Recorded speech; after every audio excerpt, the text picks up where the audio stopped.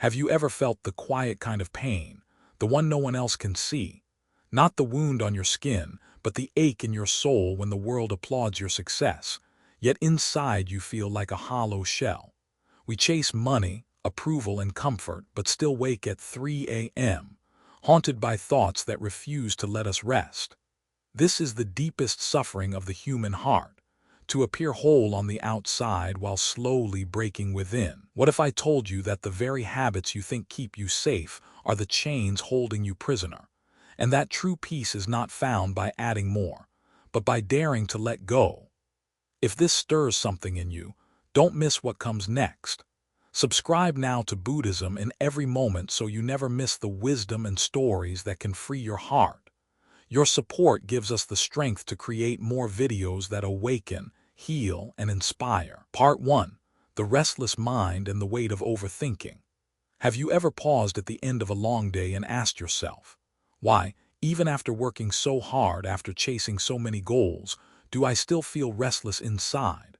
In the modern world where every second is filled with noise, information, and endless demands, peace has become one of the rarest treasures.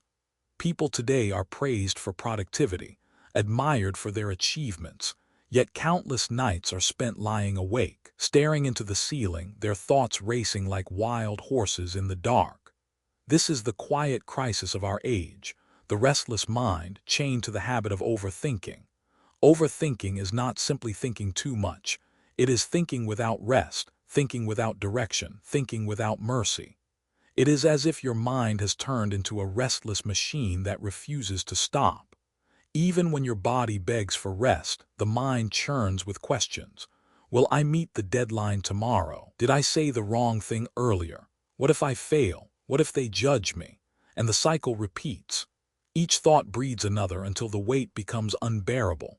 The Buddha compared this restless mind to a monkey leaping from branch to branch, never content to stay still. And truly, when the mind is caught in this endless jumping, peace cannot be found, no matter how comfortable your bed, no matter how safe your home. Picture your inner world as a vast sky. Each thought is a passing cloud. If you let them drift naturally, the sky clears, and you can see the light of peace again. But when you overthink, you grab each cloud, drag it closer, examine it, and build storms around it. Soon the whole sky is dark. This is why overthinking exhausts us, not because the events we worry about are truly happening, but because our minds are rehearsing 1,000 futures that never arrive. Psychologists today confirm what the Buddha taught centuries ago. More than 85% of what we worry about never comes to pass, and in the few cases that do, we often handle them far better than we imagined. Overthinking doesn't prepare us for life, it drains us of life. Think of the countless nights people spend in silence yet not in rest. Lying in bed in a city like New York, the body aches for sleep, but the mind is still attending invisible meetings, replaying conversations, calculating outcomes, chasing fears. Morning arrives, and though you slept, you wake tired. The exhaustion is not from work itself, but from the weight of the restless mind. Peace slips further away, not because life is unkind, but because the mind will not let go. So the question arises, how can one live in this world of endless pressure without drowning in thought? The answer is not in controlling every detail of the future, but in returning to the present moment. The Buddha once said, "Peace comes from within. Do not seek it without." To free ourselves from the habit of overthinking, we must release the craving for absolute certainty. Life is impermanent. Nothing is guaranteed. The more we cling to control, the more restless we become. Freedom begins when we dare to accept uncertainty as a natural part of existence. There is a practice I call the digital sunset ritual. 1 hour before sleep, turn off all devices. No screens, no glowing notifications, no endless scroll through news or social media. Just let the mind settle as the sun settles. In that quiet hour, read a gentle book, write a page of reflection, or simply sit in silence. At first, it will feel unnatural, even uncomfortable. But slowly, as your nervous system resets, you will feel something extraordinary. The storm begins to calm.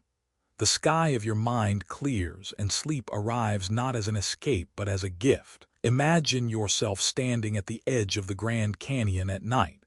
The vast sky above is filled with stars, millions of them scattered across the darkness. There are no deadlines here, no judgments, no endless spirals of what if. Only breath, only presence. In that moment, you realize you don't need to solve every problem in the universe to feel safe. You only need to breathe in the now. That is the essence of freedom from overthinking, not the absence of challenges, but the ability to rest in the present despite them. Many people fear that if they stop overthinking, they will lose control, that they will be unprepared. But the truth is the opposite. The calmer the mind, the clearer the action. When we are caught in endless mental rehearsals, we actually make poorer decisions, guided by fear rather than wisdom. But when the mind is still, insight arises naturally, like the reflection of the moon on a quiet lake. To stop overthinking is not to abandon responsibility, it is to sharpen it. If you want to begin this journey, start small. Try the breathing technique known as 4-7-8. Inhale for 4 seconds, hold for 7, exhale slowly for 8. Repeat this cycle 3 times whenever you notice your thoughts spiraling. You will be amazed at how quickly the storm dissolves. Or take a journal and pour out the thoughts that circle endlessly in your mind. When words are placed on paper, they lose their grip, and often what felt like a mountain shrinks into a pebble. These simple practices are not trivial. They are keys that unlock the heavy chains of the restless mind. But beyond techniques, there is a deeper lesson. Uncertainty is not your enemy. It is the very fabric of life. When we embrace uncertainty, we no longer need to carry the weight of every possible future. We begin to trust the present moment, and in that trust, the mind can finally rest. So ask yourself right now, what thought is circling in your mind that refuses to let you rest? What fear keeps you awake at night, replaying scenes like a movie you cannot stop? And imagine, what would your life feel like if you could set it down, even for a moment? Overthinking is like drinking a bitter medicine every day that cures nothing. Only when you dare to pause, breathe, and let life flow naturally will you discover the vast, open, peaceful sky within. Because true safety does not come from knowing every outcome. It comes from knowing how to rest in this breath, in this moment, with this life as it is. And in that stillness, you will realize something profound. You never needed to control the sky. You only needed to stop chasing the clouds. The restless mind has many disguises. Sometimes it appears as constant planning, a voice whispering, "If I just think a little more, I'll be prepared." At other times, it takes the shape of self-criticism, replaying every mistake until it feels larger than life. And often it hides behind the noble mask of responsibility, convincing you that worry and overthinking are forms of care. But look closely. Does your constant worry heal anyone's pain? Does your endless planning prevent all mistakes? Or does it simply rob you of the strength to be fully alive when the moment truly comes? Life itself is uncertain, and the more we resist this truth, the heavier our burden grows. Imagine standing on a beach in California, the waves rolling in endlessly. No matter how you try, you cannot hold back the tide. If you clutch at the water, it slips through your fingers. Overthinking is just that, an attempt to stop the tide of life. We think if we analyze enough, we can control every wave, avoid every storm, guarantee safety. But the ocean was never meant to be controlled. It was meant to be navigated. And your mind, too, was never meant to be trapped in endless cycles of fear. It was meant to flow, adapt, and rest in the vastness of the present. Consider the toll of overthinking on the body. Sleepless nights become weary mornings. Muscles tighten. The heart beats faster. Even digestion is disturbed. Science confirms what ancient wisdom has always known. The mind and body are not separate. When your mind spins without rest, your body carries the weight. Stress hormones rise, your immune system weakens, and slowly, without realizing, you trade years of your life for thoughts that were never real. And then there is the toll on the soul. Overthinking dims the inner light, stealing your joy for simple moments. A family meal, a walk in the park, a quiet evening, all can be poisoned by the constant hum of worry. You sit with loved ones but are not truly there. Your body is present but your heart and mind are elsewhere, trapped in the prison of what if. In truth, overthinking is not just a mental habit, it is a form of absence, a refusal to inhabit the life that is already yours. The Buddha taught that the mind, left untamed, is like a wild horse, powerful but dangerous. It runs wherever it pleases, dragging you into valleys of fear and mountains of illusion. But when trained with mindfulness, the same mind becomes a noble companion, carrying you gently on the path of peace. The practice is not to destroy thought but to guide it, to bring the horse back to stillness, to allow the clouds to drift and reveal the endless sky. So how do we begin to quiet the restless mind? Start with small, tangible steps. A practical one is the digital sunset ritual. 1 hour before sleep, turn off every device. Let the world go on without you. This hour is sacred, an offering to your peace. Fill it with what nourishes you, a warm bath, a few pages of a book, gentle music, or simply silence. Over time, this ritual becomes a signal to the body and mind. It is time to rest, to let go. And as your nights deepen in quality, your days will bloom with new energy. Another practice is the cultivation of mindful breathing. Do not underestimate the power of a single breath. When the storm of thoughts gathers, close your eyes. Inhale gently, counting to 4. Hold for 7. Exhale slowly for 8. With each cycle, feel the grip of thought loosen, as if your hands release a rope you've been pulling for far too long. This practice does not erase all thoughts, but it interrupts the cycle, allowing you to remember you are here, alive, breathing, and safe in this very moment. There is also the practice of journaling. Each night, take 5 minutes to write freely. Pour out the tangled web of thoughts onto paper. Do not judge them. Do not edit. Just release them. You may be surprised at what you see.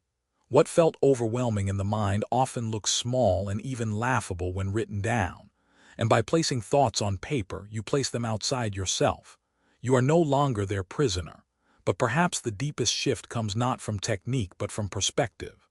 Overthinking is rooted in the illusion that certainty will bring safety. But safety is not found in knowing every answer. True safety arises from trust. Trust in your own resilience. Trust in the impermanence of all things. Trust in the quiet strength of the present. Look back at your life. How many challenges did you face that seemed unbearable at the time, yet somehow you survived? How many storms came and went, leaving you stronger than before? That strength is proof. You do not need to think your way through every possibility. You already carry within you the power to face whatever comes.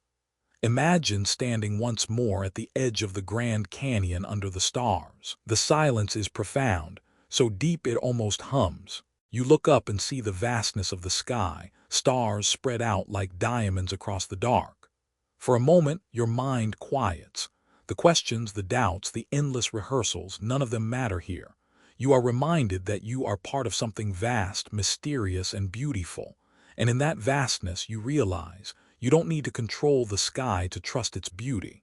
You don't need to solve every tomorrow to rest in today. This is the gift of stillness. This is the freedom that waits beyond the restless mind. And it begins the moment you dare to step back, breathe, and let go of the need to hold everything at once.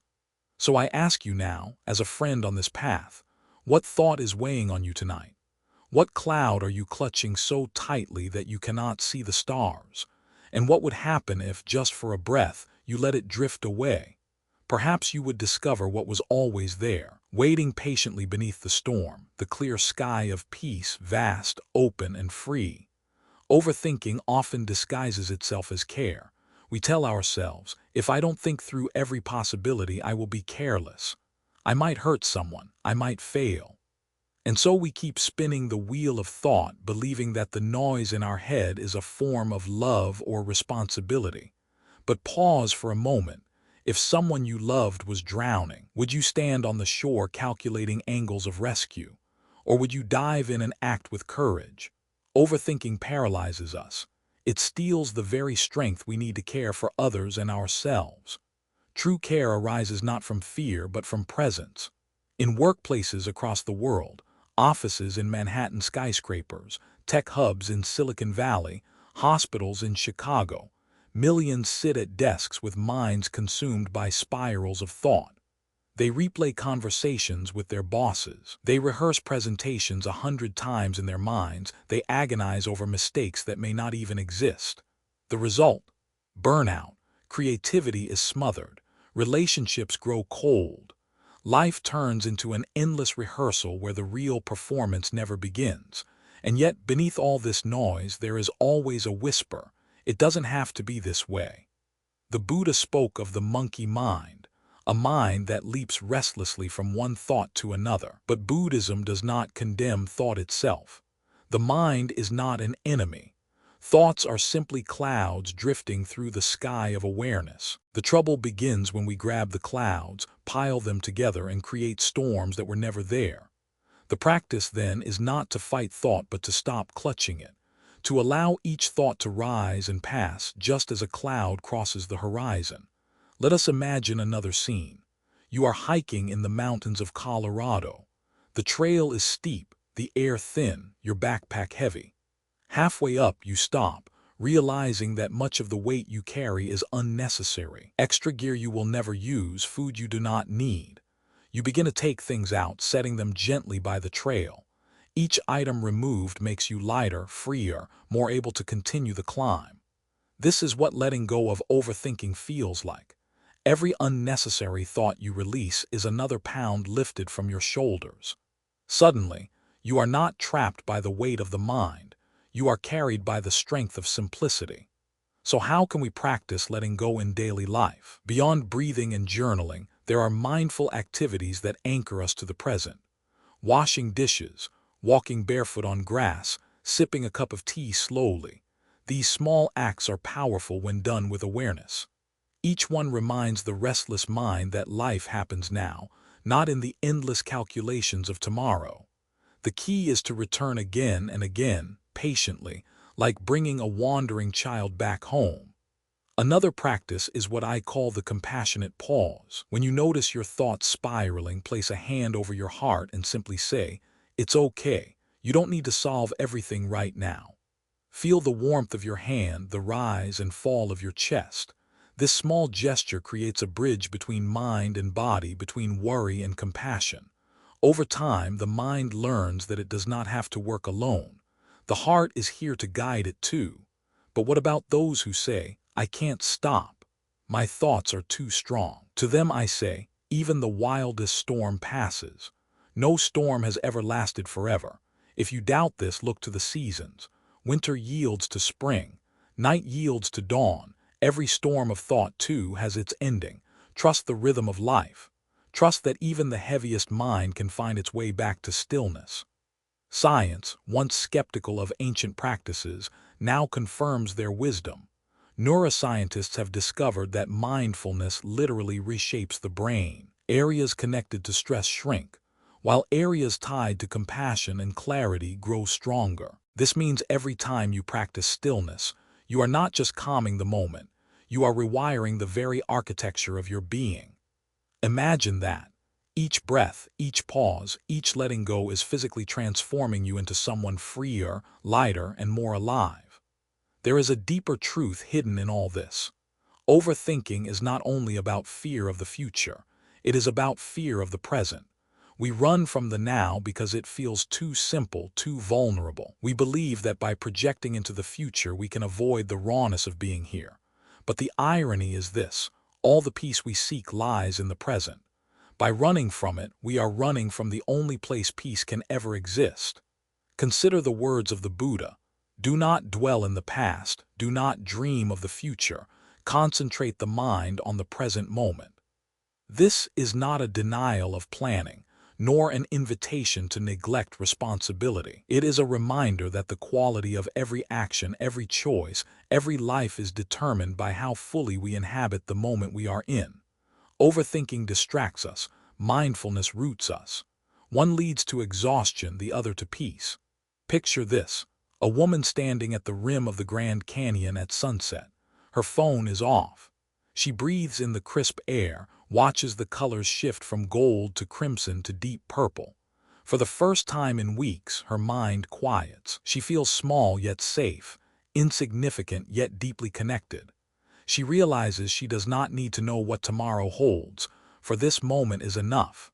That is the gift waiting for each of us when we choose to release the grip of overthinking. And so, dear listener, I return to you with a question. How much longer will you carry the burden of thoughts that do not serve you? How many nights will you surrender to storms that were never real? Imagine what your life would feel like if you trusted the present, if you dared to breathe into the now without the need to control every detail.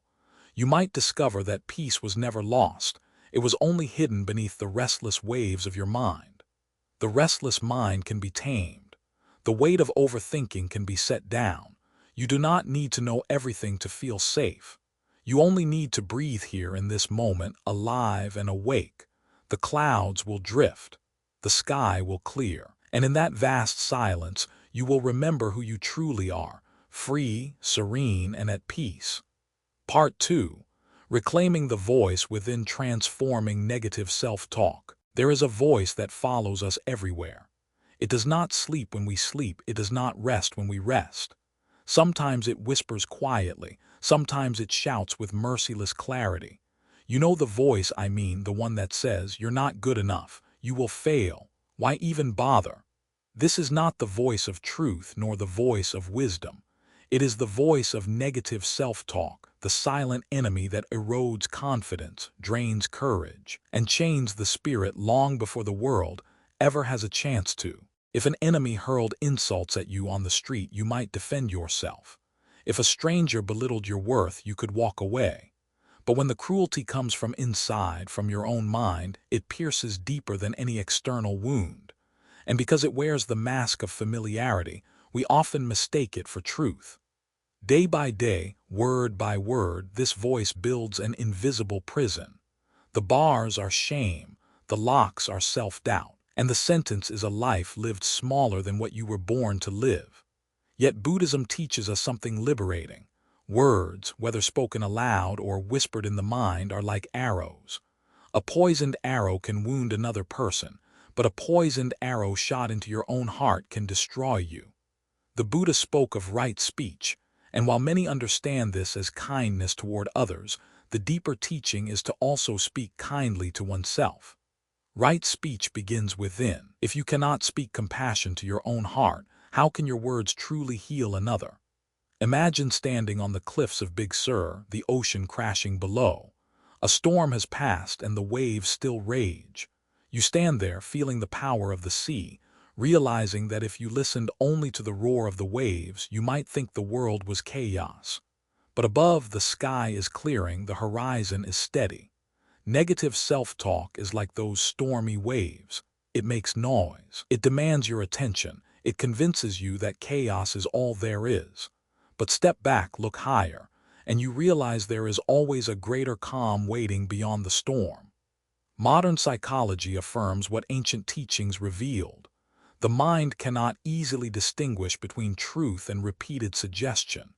If you tell yourself, "I'm worthless," often enough, the brain records it as fact. Your behavior then bends to this false belief, and life begins to shrink. But here lies the miracle. The same is true for kindness.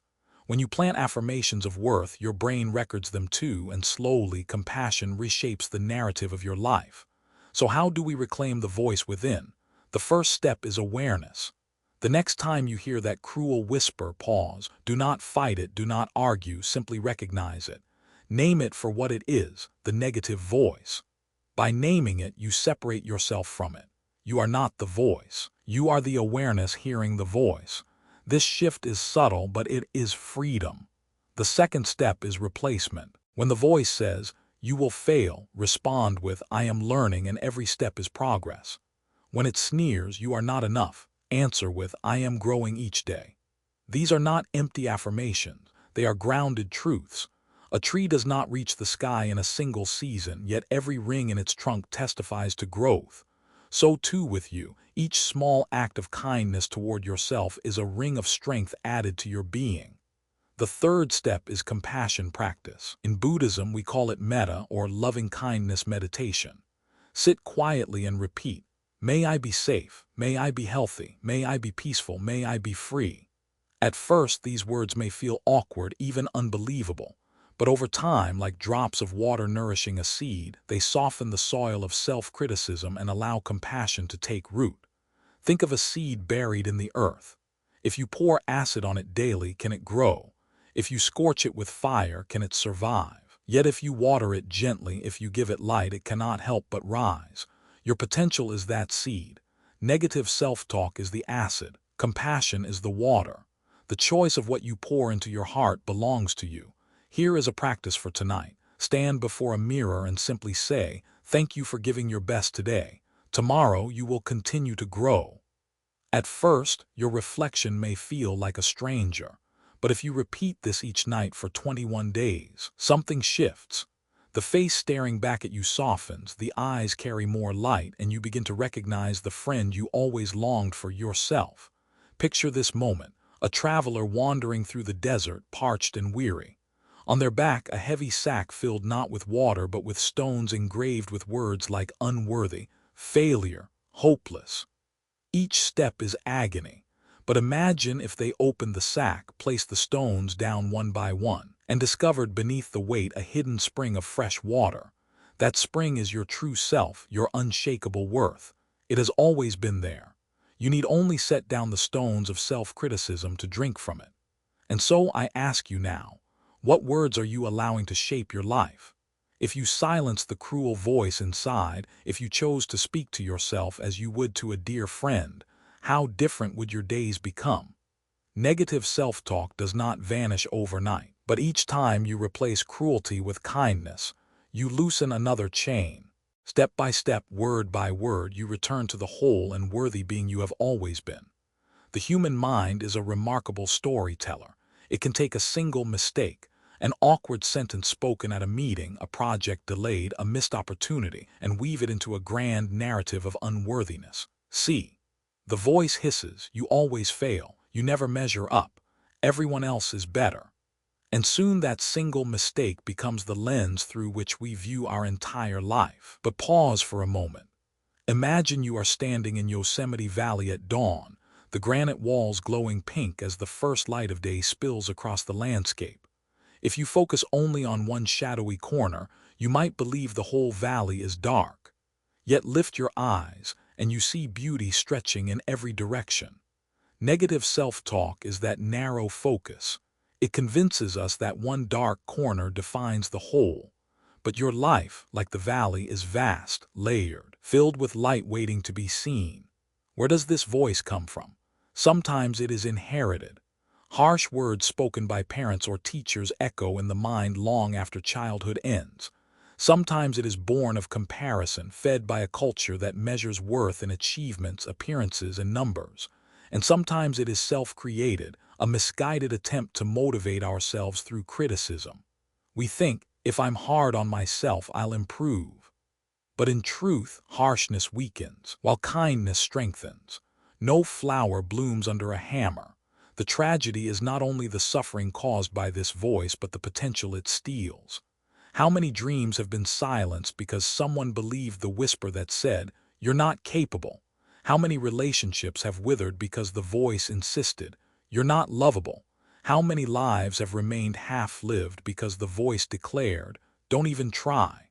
Yet there is hope, and it begins with awareness. The next time you hear the inner critic, imagine it as a character. Give it a name, a shape, see it clearly. Perhaps it is a crow perched on your shoulder cawing insults. Perhaps it is an old tape recorder playing the same tired lines again and again. When you see it for what it is, you remember, this is not you. It is only a voice. You are the one listening, and once you know that, you can choose not to obey. From awareness, we move to transformation. Begin to consciously replace the poison with medicine.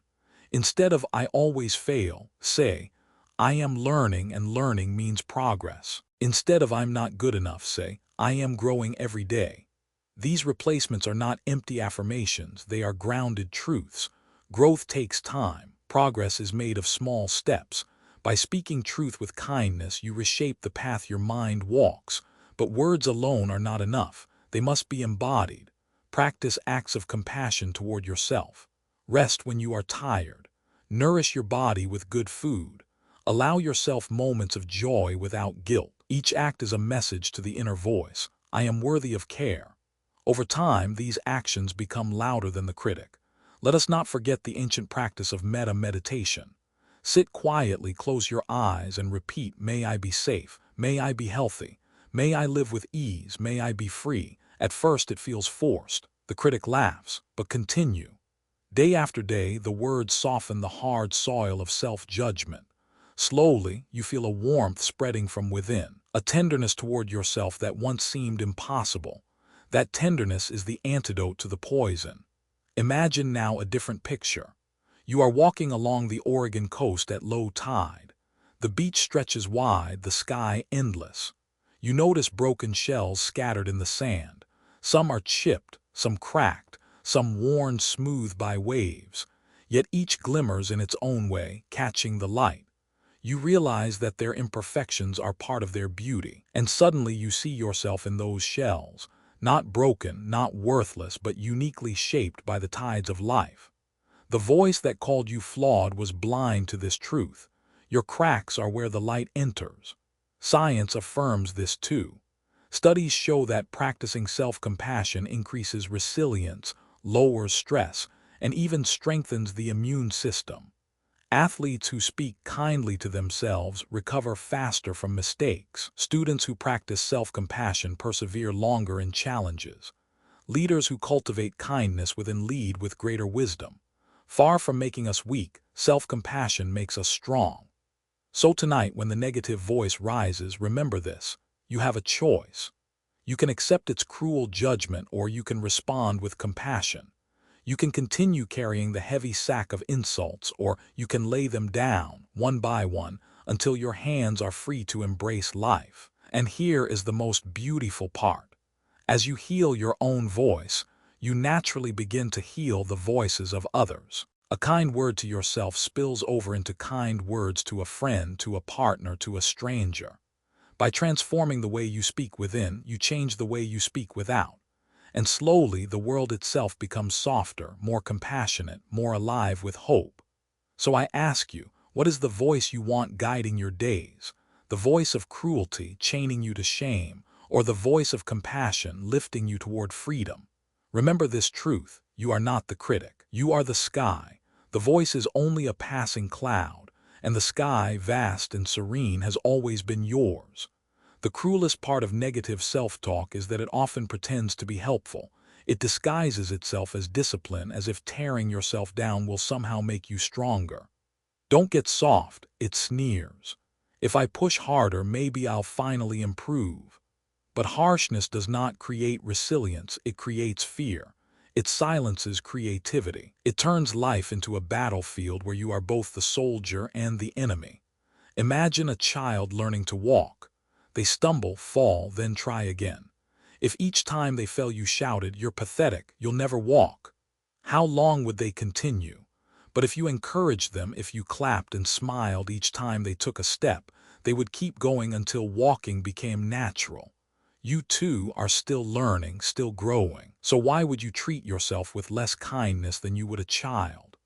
The Buddha once said, "You yourself, as much as anybody in the entire universe, deserve your love and affection." These words are not a gentle suggestion. They are a call to awaken to your true worth. The path of compassion does not end at the edge of your skin. It begins there. Think of the countless opportunities lost because of negative self-talk. The job never applied for, the book never written, the friendship never pursued. Each time the voice whispers, "You are not enough." But let us be clear, it is not the world holding you back. It is not fate or destiny. It is the prison built by your own thoughts. And prisons of thought can be dismantled, brick by brick, word by word. One way to loosen the grip of the inner critic is through what I call reframing the record.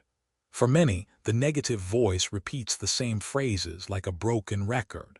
I always mess up. I'll never change. Instead of letting it play on loop, reframe it. Take the sentence, flip it, and re-record. I always mess up becomes I sometimes stumble, but I am learning. I'll never change becomes I am already changing slowly but surely. It may feel awkward at first, but repetition is powerful. Just as criticism carved deep grooves in the record of your mind, kindness can carve new tracks. Another practice is radical honesty with yourself. Write down the harsh phrases you hear most often. See them on paper. Then ask, is this fact or assumption? 90% of the time, you'll realize these are stories, not truths. A single mistake does not mean you always fail. A single rejection does not mean you are unlovable. The mind loves absolutes, but life is never absolute.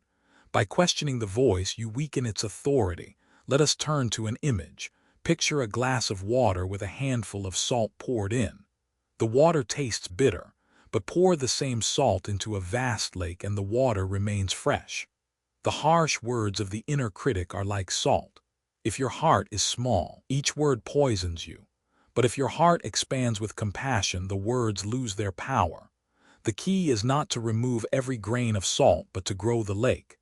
Each act of self-kindness expands your capacity until criticism dissolves in the vastness of your compassion.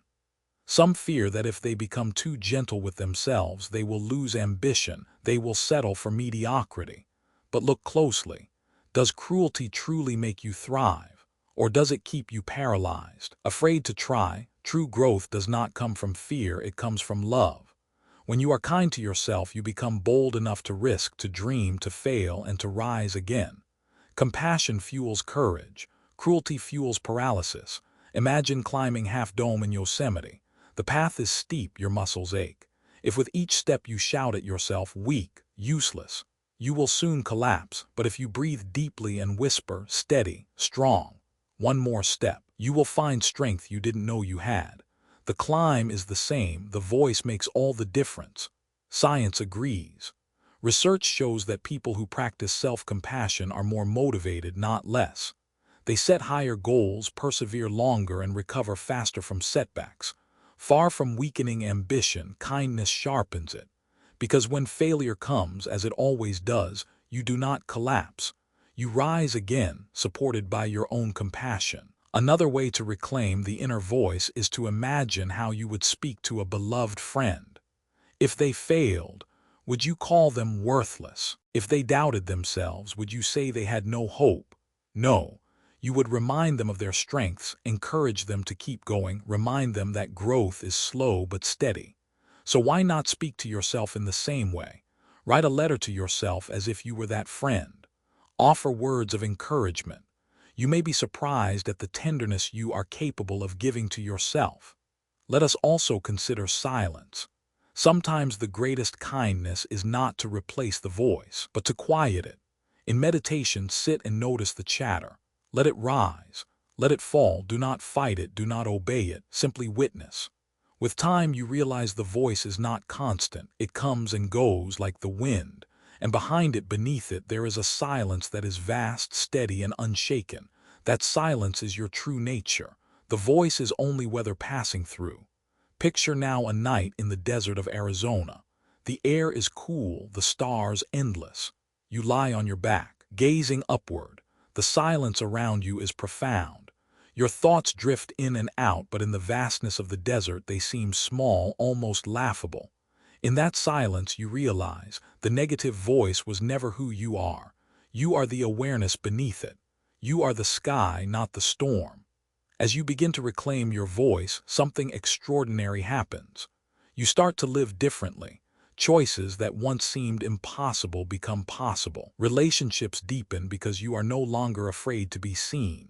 Dreams long buried resurface because you finally trust yourself enough to pursue them. Step by step, your life transforms, not because the world changed, but because the voice guiding you changed. And so I leave you with this reflection. Tonight, when the critic rises, pause, place a hand on your heart. Whisper softly, I am enough, I am growing, I am worthy of love. Say it not as a command, but as a blessing. Feel the warmth of your own palm, the truth of your own breath. Know that in this moment you are already whole. The negative voice will return, it always does, but each time you choose compassion, you loosen its grip. And one day you will realize it no longer rules you. The voice that once imprisoned you has been replaced by a new voice, a kinder voice, the voice of your true self. You are not the critic, you never were. You are the one who hears it, the one who can choose otherwise, the one who can speak love where once there was cruelty. That power has always been yours. And when you reclaim it, you do not just free your mind, you free your life. Part 3. Fear of failure from shackles to stepping stones. Failure. Even the sound of the word can stir unease in the heart. For many, it is a shadow that follows them wherever they go, a shadow so large that it often prevents them from moving forward at all. How many dreams have been abandoned, not because they were impossible, but because the fear of failure felt unbearable? How many lives have remained untouched by possibility, not because the door was locked, but because the hand never dared to turn the handle? Fear of failure is one of the most silent thieves of human potential. It whispers, "Don't try because you might fall. Don't risk because others might laugh. Don't dream because disappointment hurts too much."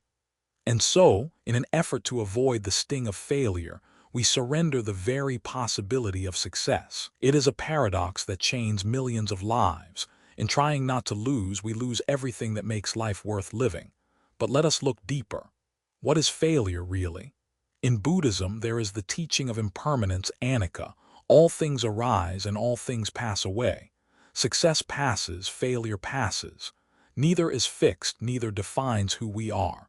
To stumble is not to be broken, it is to be human. To fail is not the end, it is the beginning of wisdom. Yet fear blinds us to this truth. Fear makes failure seem eternal, as though one fall is a life sentence. Imagine standing on a mountain trail in the Rockies. Ahead lies a path you've always wanted to explore. The view promises to be breathtaking. Yet the trail is steep and your mind begins to worry. What if I slip? What if I cannot make it to the top? What if I embarrass myself in front of others? The fear becomes so strong that you never even take the first step. And so the beauty of the view, the fresh air of the summit, the sense of accomplishment, all are lost, not because the climb was impossible, but because fear of failure kept you rooted in place. The Buddha offered this wisdom. Failure is not the enemy, it is simply part of the path. Every enlightened being, every great teacher, every human who has ever achieved anything of value has failed countless times, but they did not allow failure to define them. They used it as a stepping stone. Like stones across a river, each failure is one step closer to the other shore. Without the stones, there would be no crossing. Think of the baby learning to walk. They fall again and again, yet each fall is not proof of weakness but proof of progress. Each stumble strengthens muscles, sharpens balance, builds resilience. If the child gave up after the first fall, humanity would never walk. And yet, as adults, we forget this truth. We stumble once and declare, "I was not meant for this." But failure is not a verdict. It is a lesson, an invitation to rise again with greater wisdom. There are 4 ways to transform fear of failure into freedom. The first is to shift perspective. See failure not as evidence of inadequacy but as a training ground. Each attempt, each fall is like lifting the weights of resilience. You cannot grow strong without resistance. If you never fail, it means you never dared to step beyond your comfort zone. The second is to practice right effort, as the Buddha taught. Value lies not in outcomes but in the sincerity of effort. Your task is to sow seeds, to nurture them with care, and to trust that when conditions are right, they will bloom. Fear of failure obsesses over the fruit. Wisdom focuses on the planting. When you honor effort, fear loses its grip because even failure becomes meaningful. The third is mindfulness. When fear rises, it spins stories. What if I fall? What if I am humiliated? Pause, take a breath, say, "This is just a thought, not reality, just a passing cloud." By observing fear instead of becoming fear, you reclaim your power. Fear shrinks when exposed to awareness. The fourth is compassion. Many fear failure not because of the fall itself, but because they believe they will never forgive themselves if they do. So be kind. If you stumble, say, "It's okay. I was brave enough to try." Treat yourself as you would a dear friend. The softer you are with yourself, the stronger you become. Picture this. Someone standing at the edge of a cliff, their hands tied with a rope labeled fear of failure. The rope feels heavy, binding, suffocating. But when they finally cut it, they realize what lies ahead is not a deadly fall, but an open path stretching toward the horizon. The rope was the prison, not the world. Failure, then, is not the enemy. Fear is. Failure teaches, strengthens, guides. Fear suffocates, paralyzes, imprisons.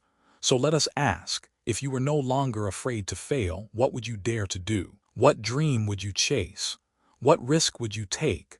Remember, the only true failure is never to try at all. Because in the end, every stumble is a step, every fall is a lesson, every scar is a story of courage. And when you look back, you will not remember the times you stayed safe, unscathed, and hidden. You will remember the times you tried, even when fear trembled in your chest. Those moments, not the ones of silence and hesitation, are what make a life fully lived. So step forward. Stumble if you must. Fall and rise again. Turn the shackles of fear into the stepping stones of wisdom. And discover the truth that has always been waiting for you. Failure is not the end, it is the path. Failure is not just an external event, it is also an inner experience. Two people can face the same stumble, yet their response determines the shape of their lives. One sees failure as a mirror reflecting shame, proof of inadequacy. The other sees it as a lantern, illuminating the path forward. The event is the same, but the meaning changes everything. And meaning, unlike events, is something we have the power to choose. Consider Thomas Edison, who famously said, "I have not failed. I've just found 10,000 ways that won't work." His words are often quoted lightly, but beneath them lies profound wisdom. Edison's failures were not chains, they were stepping stones. Each misstep brought him closer to the invention that would illuminate the world. What if he had stopped after the first, or the 100th, or the 1,000th? The light we now take for granted might never have been born. Buddhism reminds us of anatta, the teaching of no fixed self. We are not defined by a single event, not by a single success, nor by a single failure. We are rivers, always flowing, always changing. To fear failure is to forget our fluidity. To cling to an identity of "I must never fall" is to build walls around a river and demand it stay still. But rivers are meant to move, to stumble over rocks, to carve valleys through persistence. In this movement, beauty is created. Let us imagine again, you are standing before a door of opportunity. Behind it lies something your heart has long desired. Perhaps a new career, a new relationship, a creative pursuit you've hidden in your soul. Your hand reaches for the handle, but the voice of fear whispers, "What if I fail? What if I'm not good enough?" And so you pull back. The door remains closed, not because it was locked, but because you turned away. That door could have led you to growth, joy, fulfillment. But fear convinced you it was safer to stay where you are. And so life becomes a hallway of unopened doors. How many people reach the end of their days regretting not the failures they faced, but the chances they never took? Research with people nearing death shows that the deepest regrets are rarely about mistakes. They are about inaction. I wish I had tried. I wish I had dared. I wish I had spoken. Fear of failure often masquerades as wisdom, but in the end, it is cowardice disguised. True wisdom is daring to live even if it means falling. So how do we loosen the grip of this fear? Let us return to the 4 practices. First, perspective. Failure is training, not punishment. Athletes know this well. A runner trips, but the stumble strengthens their legs. A musician misses notes, but the error deepens their practice. A monk falters in meditation, but the lapse teaches patience. Each failure is not the end of the path, it is the path itself. Second, right effort. The Buddha taught that the value of life lies not in controlling results, but in cultivating intention and effort. You plant seeds with sincerity. Some grow, some do not, but the act of planting is noble. Imagine a farmer in the fields of Vermont. They scatter seeds across the earth, tend the soil, and wait. They do not command the rain nor control the sun, yet they trust that when conditions align, harvest will come. Fear of failure demands instant fruit. Wisdom honors the planting. Third, mindfulness. When the mind whispers, "What if I fail?" Pause, take a breath, observe the thought without judgment. Recognize it as just that, a thought, not reality. Picture it as a leaf drifting down a stream. You need not chase it nor fight it. Just watch as it drifts away. The more you practice, the more you realize thoughts are not truth. They are weather in the sky of the mind. Fear dissolves when seen clearly.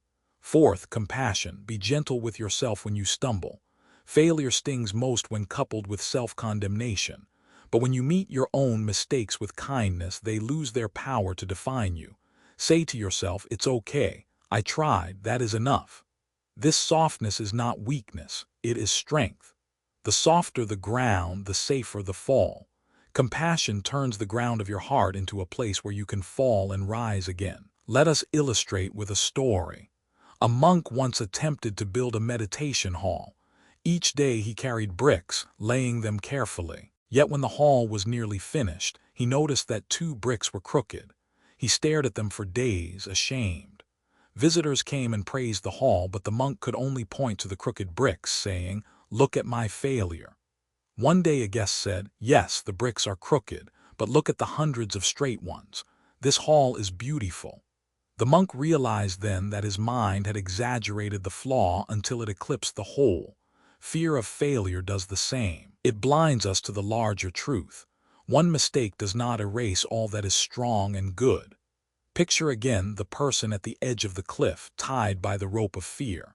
When they finally cut it, they realize the ground ahead is not a drop into ruin, but a path leading to sunrise. The rope was the prison, not the world. So I ask you now, if failure no longer frightened you, what would you do? What dream would you chase? What leap would you take? Imagine for a moment that every failure ahead was not a pit but a stepping stone. Where would those stones carry you? Across rivers of doubt, into forests of discovery, up mountains of growth. Every stone, even the ones that cut your feet, becomes part of the journey. Failure cannot be avoided, but fear of failure can be overcome.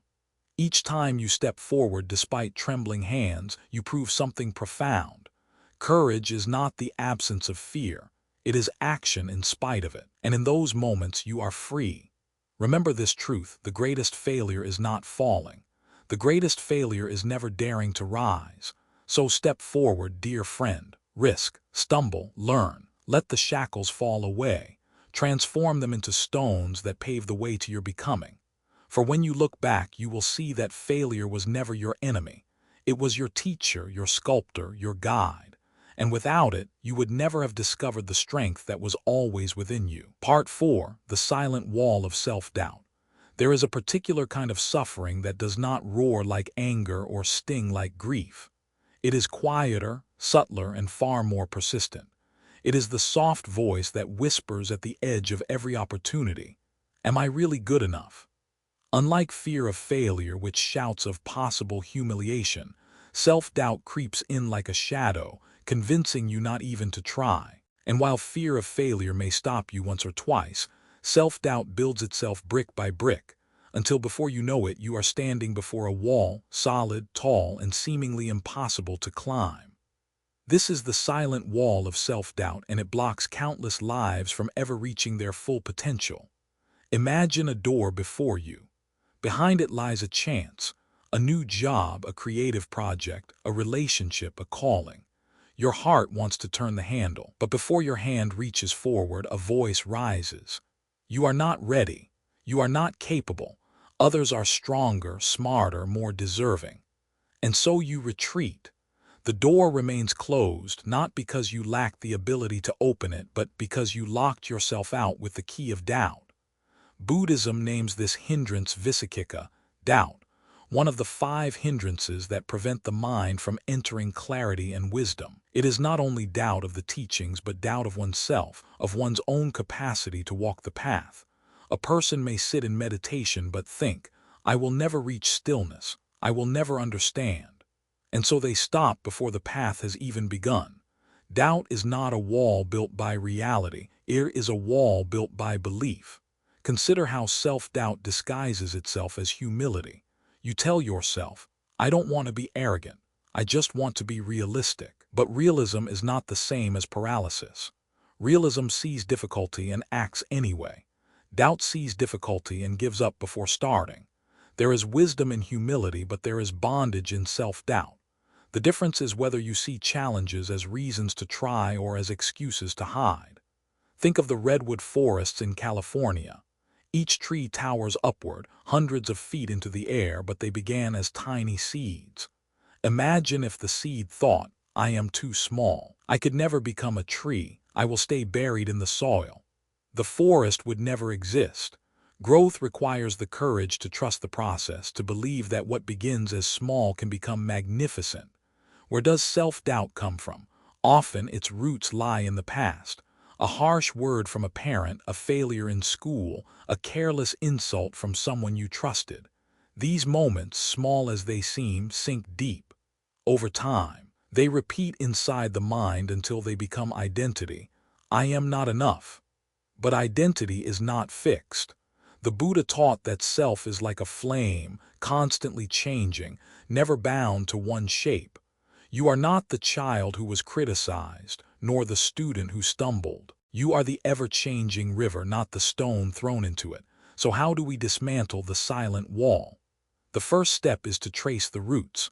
Write down the memories that fuel your doubt. See them clearly. When did you first begin to believe you were not enough?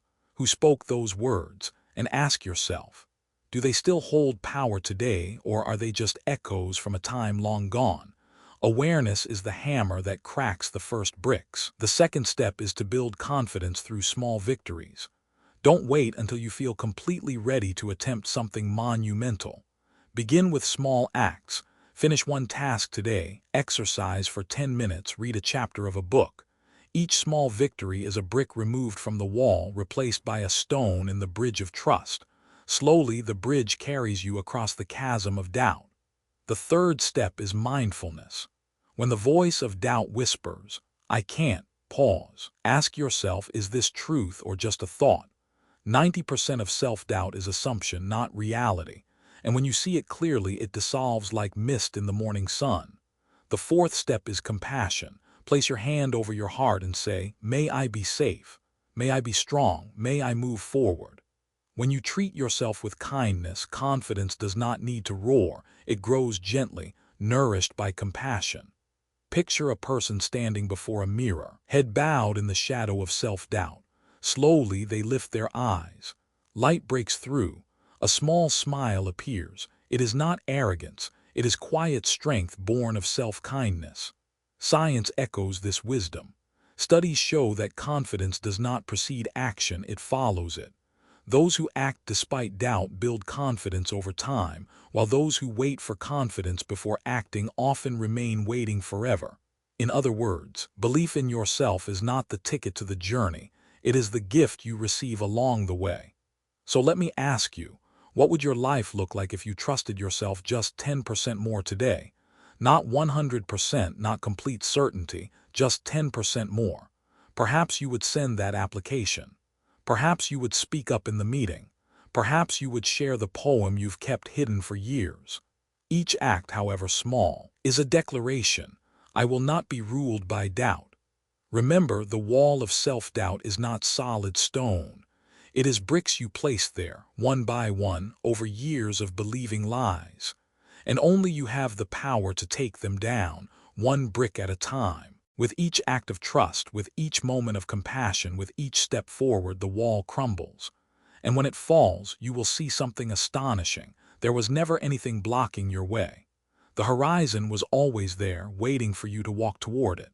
You were always far stronger than you believed. Self-doubt is more dangerous than failure itself, because failure at least carries the seed of growth, while doubt prevents the seed from ever being planted. Failure says, "Try again." Doubt says, "Don't try at all."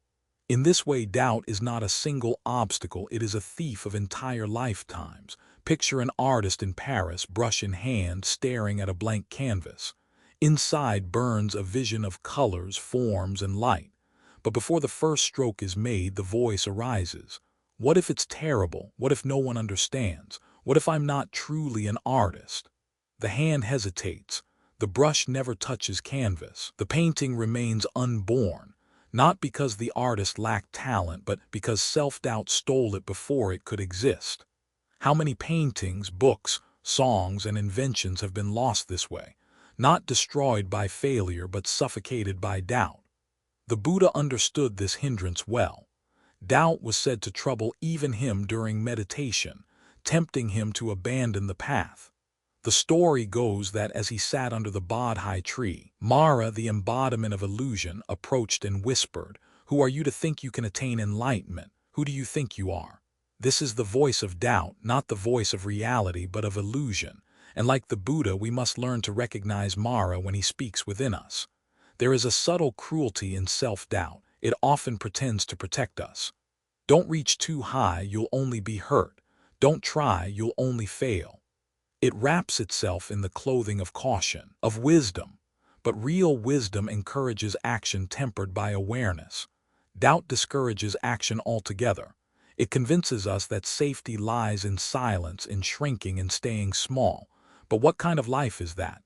Safety without growth is not peace, it is slow suffocation. Let us imagine another scene. You are standing on the shore of Lake Tahoe. The water is crystal clear, stretching deep into blues and greens. You long to swim, to feel the cool water against your skin. Yet self-doubt whispers, "You're not a strong swimmer. Others will laugh, stay on the shore." And so you remain standing, watching others dive, splash, and rejoice. The lake remains beautiful, but it is not yours to experience. Self-doubt does not steal the lake, it steals your participation in life. How then do we take down the wall? One powerful way is through evidence. Self-doubt thrives in vagueness. It feeds on phrases like "I always fail" or "I'm never enough." But when you examine your life closely, the evidence tells a different story. You have survived hardships. You have learned skills. You have moments of kindness, resilience, creativity. Keep a journal of victories, no matter how small. Write down each completed task, each moment of courage, each time you surprised yourself. Over time, this becomes a mirror that reflects truth back at you. You are capable, you are resilient, you are growing. Another method is to borrow faith when your own feels too small. Surround yourself with people who see your potential. Share your doubts with a trusted friend, a mentor, a community. Sometimes, when we cannot yet believe in ourselves, we can lean on the belief of others until we are strong enough to carry it on our own. In Buddhism, this is the power of Sangha, the community. Alone, doubt is heavy. Together, it becomes lighter. And then there is action itself. Confidence does not arrive fully formed before the first step. It grows through stepping. The wall crumbles not when you wait for it to fall, but when you dare to climb brick by brick. Apply for the job. Speak in the meeting. Write the first paragraph. Each action proves the voice wrong. Each attempt removes another stone. Self-doubt cannot survive evidence of your own courage. Let us use another image. Imagine standing at Antelope Canyon in Arizona, its sandstone walls twisting and glowing in shades of red and gold. The canyon was carved not by sudden force but by steady, persistent water over thousands of years. Self-doubt tells you that only dramatic leaps count, but the truth is different. Steady persistence, small daily acts can carve even the hardest stone. You don't need to shatter the wall in one blow, you need only chip at it patiently day after day. Eventually, what once seemed impenetrable becomes a passageway. Mindfulness, too, is essential. Notice how doubt speaks. It often uses absolute words, always, never, everyone, no one. These are red flags. Life is rarely absolute. When you hear such words in your inner dialogue, pause and ask, is this really true, or is it a story? By questioning absolutes, you weaken their hold. Compassion adds another dimension. Self-doubt often arises when we hold ourselves to impossible standards. We demand perfection, and anything less becomes proof of inadequacy. But compassion reminds us that perfection is not the goal, growth is. Repeat to yourself, "I am allowed to learn. I am allowed to stumble. I am allowed to begin imperfectly." Each phrase removes another brick, softening the wall into something you can step over. Now picture a person walking in the Mojave Desert at dusk. They carry a heavy backpack filled with stones, each one etched with words. Not smart enough, not strong enough, not worthy. Their steps are slow, burdened, but imagine them stopping one stone at a time, setting it down. With each stone removed, their pace quickens, their breath eases. Finally, free of the weight, they begin to run. This is the journey of dismantling doubt, not instant, not dramatic, but liberating with every step. And so the question comes back to you. What door have you left unopened because of doubt? What dream remains caged because you told yourself you were not enough? And what would happen if you trusted yourself just a little more, 10% more today? You might find that the door opens, the path clears, the wall crumbles, and beyond it lies not humiliation but freedom. Remember this truth. Self-doubt is a wall you built, but it is also a wall you can dismantle. Brick by brick, act by act, breath by breath. On the other side is not a new self waiting to be created, but your truest self waiting to be revealed. And when you finally see beyond the shadow of doubt, you will discover what was always true. You were capable, worthy, and strong all along. Part 5. The heavy backpack of worry. Worry. It is the invisible weight we carry, heavier than any load we lift with our hands. Unlike the weight of physical labor, which leaves the body sore but satisfied, worry gnaws at the spirit, stealing peace hour by hour, day by day. It is like walking through life with a backpack filled not with food or water, but with stones, stones carved with the words, "What if?" Every step becomes harder, not because the road is steep, but because of the burden strapped to your own shoulders. Worry is subtle. It does not shout. It creeps in gently, convincing you that to worry is to care. That endless concern is proof of love or responsibility. Parents worry for their children. Workers worry for their jobs. Lovers worry for their relationships. And while some concern is natural, the line is crossed when worry no longer motivates action but paralyzes the heart. The Buddha taught that worry is a form of mental suffering. The events themselves are not the root of pain. It is the clinging to what is uncertain that causes torment. Think of how often you have worried about something that never happened. The sleepless nights spent imagining disasters, the afternoons distracted by anxious thoughts. Studies show that more than 90% of the things we worry about never come to pass, and even when they do, we usually handle them better than our fears predicted. Worry gives us the illusion of control, but in truth, it steals the only moment we ever truly own, the present. Imagine sitting in a rocking chair on a porch in Savannah. You rock back and forth all day long. At the end of the day, you are exhausted, yet you have gone nowhere. That is worry. It feels like motion, but it brings no progress. It drains energy without moving life forward. So how do we put down this heavy backpack? The first step is to return to the present. When your mind begins to spiral into what if questions, pause, ask yourself, right now, am I safe? Right now, do I have breath, food, shelter? Most often, the answer is yes. By grounding yourself in the present, you see that the storm exists only in the imagination. The second step is to sort your worries. Some belong to the category you can control: your health, your actions, your words. For these, take meaningful steps: eat well, exercise, rest, speak with care. Others belong to the category you cannot control: the weather, the opinions of others, the unfolding of fate. For these, release them. As the Buddha said, if the problem can be solved, why worry? If it cannot be solved, worry is useless. The third step is to practice what I call worry time. Set aside 15 minutes each day to write down every worry, no matter how small. During this time, let your anxieties flow onto the page. But outside those minutes, remind yourself, this can wait until my worry time. You will be surprised at how many worries dissolve before the time arrives. The mind, given boundaries, begins to respect them. The fourth step is to trust impermanence. No storm lasts forever. Every worry, no matter how overwhelming, will pass. Remember that everything changes: the seasons, the tides, the body, the mind. With this truth, we can hold our fears more lightly, knowing that even the heaviest anxiety will eventually fade. Picture a traveler walking along the Appalachian Trail, carrying a huge backpack. Each mile is agony. At last they stop, open the pack, and find it filled not with essentials but with scraps of paper, each scribbled with the words, "What if?" They sigh, set the pack down, and continue walking free. Their steps are lighter, their breath easier. The path has not changed, but they have. Worry robs us not only of peace but of presence. While you worry about the future, you miss the laughter of your children, the warmth of the sun, the taste of your meal. You are alive, yet not living. You are present in body but absent in spirit.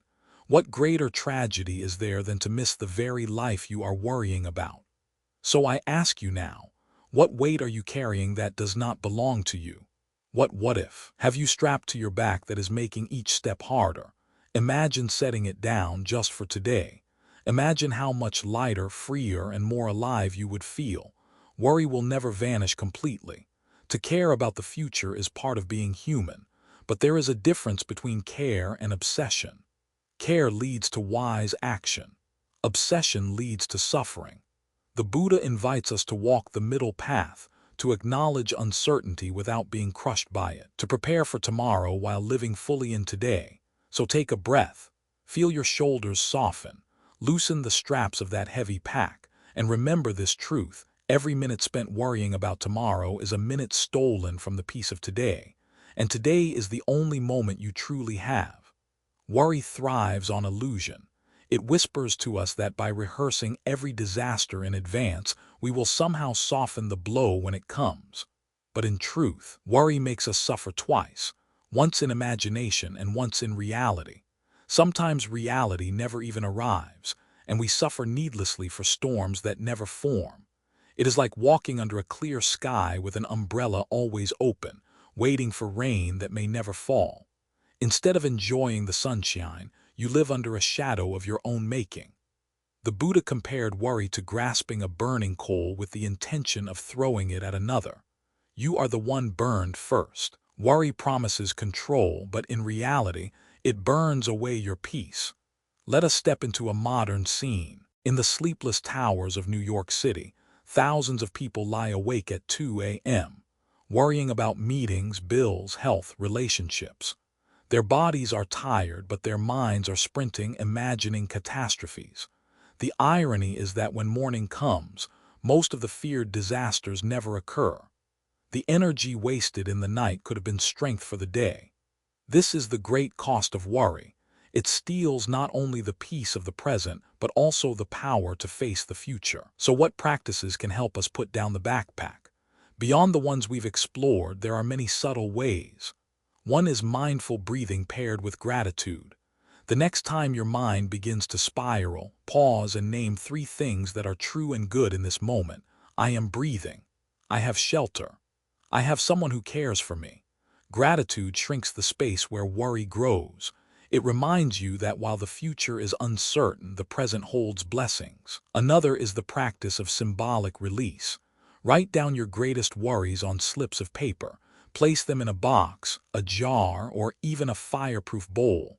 At the end of each week, burn them, watching the smoke rise into the air.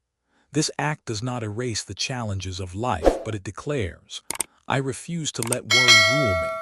Rituals like this train the mind to release what it clings to. There is also the power of perspective. Step outside at night and look up at the stars. From the vastness of the cosmos, our worries about deadlines, appearances, small disagreements shrink. It is not that they are meaningless, but they are not as heavy as we believe. When you remember your place in the vast web of existence, you can breathe more lightly. Buddhism also offers the reminder of impermanence. Every worry, no matter how sharp, will pass. No feeling, no fear, no situation lasts forever. When we worry, we believe pain will be permanent, but impermanence assures us otherwise. Storms give way to calm. Night gives way to morning. Pain gives way to healing. If you can remember that nothing lasts, you will find courage to endure without drowning in anxious thought. Imagine another picture: a fisherman in Maine rowing out at dawn. Fog covers the sea, and he cannot see far ahead. If he stops and worries about every hidden rock or wave, he will never move. But if he trusts his boat, rows steadily, and adjusts when obstacles appear, he will reach his destination. Worry would have kept him at shore forever. Action guided by trust carries him forward. Science has also begun to echo this wisdom. Research shows that chronic worry disrupts sleep, raises blood pressure, weakens the immune system, and even shortens lifespan. But mindfulness practices, deep breathing, meditation, gratitude, calm the nervous system, lower stress hormones, and restore balance. What Buddhism taught centuries ago is now confirmed by modern science. Peace comes not from controlling life, but from calming the mind. Here is a simple daily ritual to try. Each morning, write down the one thing you are most worried about. Then write down one small action you can take toward it. Do that action, then release the rest. This practice turns worry into fuel for movement rather than paralysis. Over time, you realize that most worries shrink the moment you take even the smallest step. And yet, even with all these practices, worry will return. That is its nature. The point is not to banish it forever, but to relate to it differently. When it arises, smile gently and say, "Ah, my old companion, I see you." By naming it without judgment, you rob it of power. Worry feeds on resistance, but when greeted with awareness, it softens and fades. Let us return to the metaphor of the backpack. Each stone inside is labeled with fears. What if I lose my job? What if my child struggles? What if I get sick? Day after day we carry them.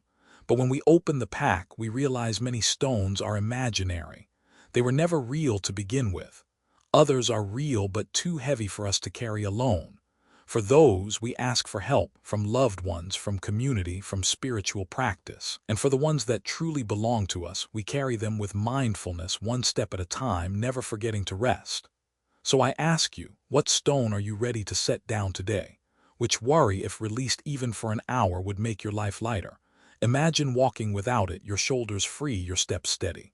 You would discover what was always true. The path is not as heavy as you believed. It was the backpack that weighed you down, not the journey itself. In the end, worry is not love. Worry is not care.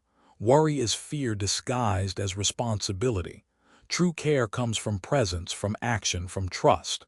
True love is not endless anxiety, it is showing up with calm strength. And peace is not the absence of challenges, it is the courage to live fully despite uncertainty. So breathe deeply.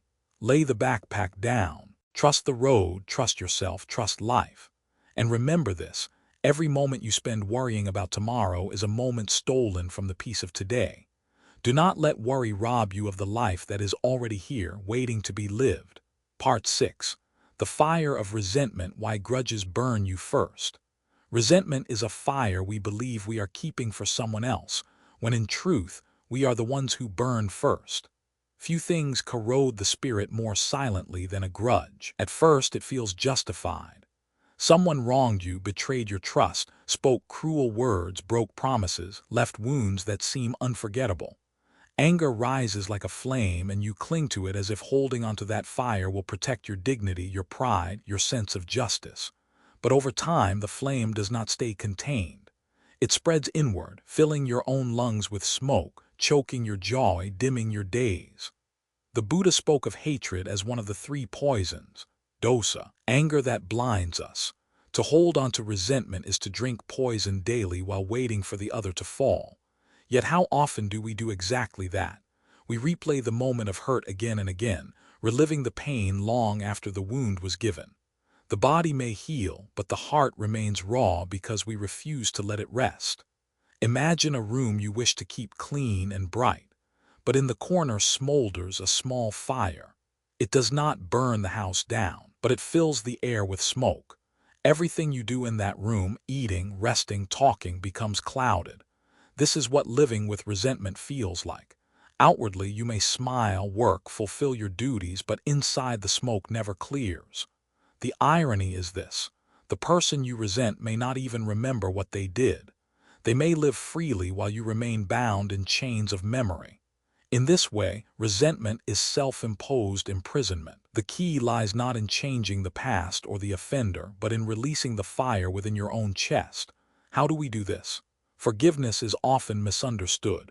It does not mean condoning the wrong nor pretending the wound never happened. Forgiveness is the decision not to let the wound define your life. It is a declaration of freedom. I choose not to carry this anymore. There are steps to help us reach this freedom. First, see resentment for what it is. Ask yourself, does holding this grudge make me happier, stronger, lighter? The honest answer is almost always no. By recognizing resentment as a burden rather than protection, you take the first step toward release. Second, practice loving-kindness meditation. Begin with yourself. May I be safe, may I be at peace. Extend it to loved ones, to friends, and finally, even to the one who hurt you. May they also find peace. At first, the words may feel like fire on the tongue, but as you repeat them, something softens. The heart, long frozen by anger, begins to thaw. Third, remember impermanence. The person who hurt you is not the same person now as they were then. They too are changing, shaped by ignorance, fear, and their own suffering. To cling to an old image of them is to chain yourself to the past. By seeing their humanity, flawed as it is, you open the door to compassion. Fourth, use symbolic release. Write down your resentments on paper. Every name, every wound, every word that still stings. Then burn the paper, or let it drift away on water. Watch as the smoke rises or the current carries it. This act declares, I will not let this rule me anymore. The memory remains, but the chains begin to loosen. Picture a traveler walking down a desert road carrying a heavy can of gasoline on their back. With every step, drops spill, leaving the ground dangerously flammable. The burden is exhausting, the danger ever present. But when the traveler sets the can down, their steps become light. The road safe. That is the power of release. Science confirms what wisdom has long known. Holding grudges harms not only the spirit but the body. Resentment fuels stress, raises blood pressure, weakens the immune system. People who forgive, on the other hand, show lower anxiety, better sleep, greater well-being. Forgiveness is not only a spiritual act, it is medicine for the body and mind. So I ask you, who are you still holding in the prison of your resentment? And in truth, who is locked inside them or you? What would your life feel like if you put down the fire you've carried for so long? Remember this, forgiveness does not erase the past. It does not make wrong right. It simply says, the past will not chain me any longer. In letting go of hatred, you make space for love, for peace, for new possibilities. The fire cools, the smoke clears, and the heart breathes freely again. Resentment often feels like justice. We tell ourselves that by holding onto our anger, we are making sure the wrong is remembered, that we are somehow balancing the scales. But resentment is not justice, it is bondage. True justice arises from wisdom and compassion, while resentment keeps you chained to the very moment you wish to escape. Think of how many years can be consumed by a single grudge. A friendship ends badly, and 20 years later, the heart still tightens when the person's name is mentioned. A harsh word from a parent echoes across decades, shaping how you see yourself. A betrayal in love leads you to close the door on tenderness long after the betrayer has left your life. This is the power of resentment. It not only holds the past in place, it robs the future of possibility. The Buddha taught, hatred is never appeased by hatred. By non-hatred alone is hatred appeased. This is an eternal law. These words may sound lofty, but their meaning is deeply practical. Hatred cannot heal hatred, it only multiplies it. Resentment does not protect your wound, it keeps it bleeding. Only when we bring compassion to the wound can it begin to close. Consider a story. A monk once carried a woman across a river, though the rule was to avoid physical contact. Hours later, another monk scolded him. How could you break the rule? The first monk smiled and said, I put her down hours ago. Why are you still carrying her? This is the nature of resentment. Long after the event has passed, we keep carrying it, burdening ourselves with what should have been set down. There are many ways to soften resentment. One is to remember your own imperfections. Think of times you caused pain unintentionally. Words spoken in anger, decisions made in ignorance, moments of selfishness. When you recall your own missteps, it becomes easier to see that others, too, are shaped by their limitations. This does not excuse their actions, but it humanizes them. And from that humanization, forgiveness becomes possible. Another way is to shift focus from the wound to the lesson. Every hurt carries hidden wisdom. Betrayal can teach discernment. Loss can teach the value of presence. Harsh words can teach the power of kindness. When you find the lesson, the wound transforms from a source of endless bitterness to a teacher on your path. Practical rituals can also help. Some people write letters of forgiveness, not to send but to release. In these letters, they pour out the pain, the anger, the betrayal, and at the end they write, "I release you, I free myself." Then they burn the letter, the smoke rising as a symbol of letting go. Others choose water, writing the name of the offender on a stone and casting it into a river, watching it sink, leaving ripples that fade into stillness. Resentment is also deeply tied to identity.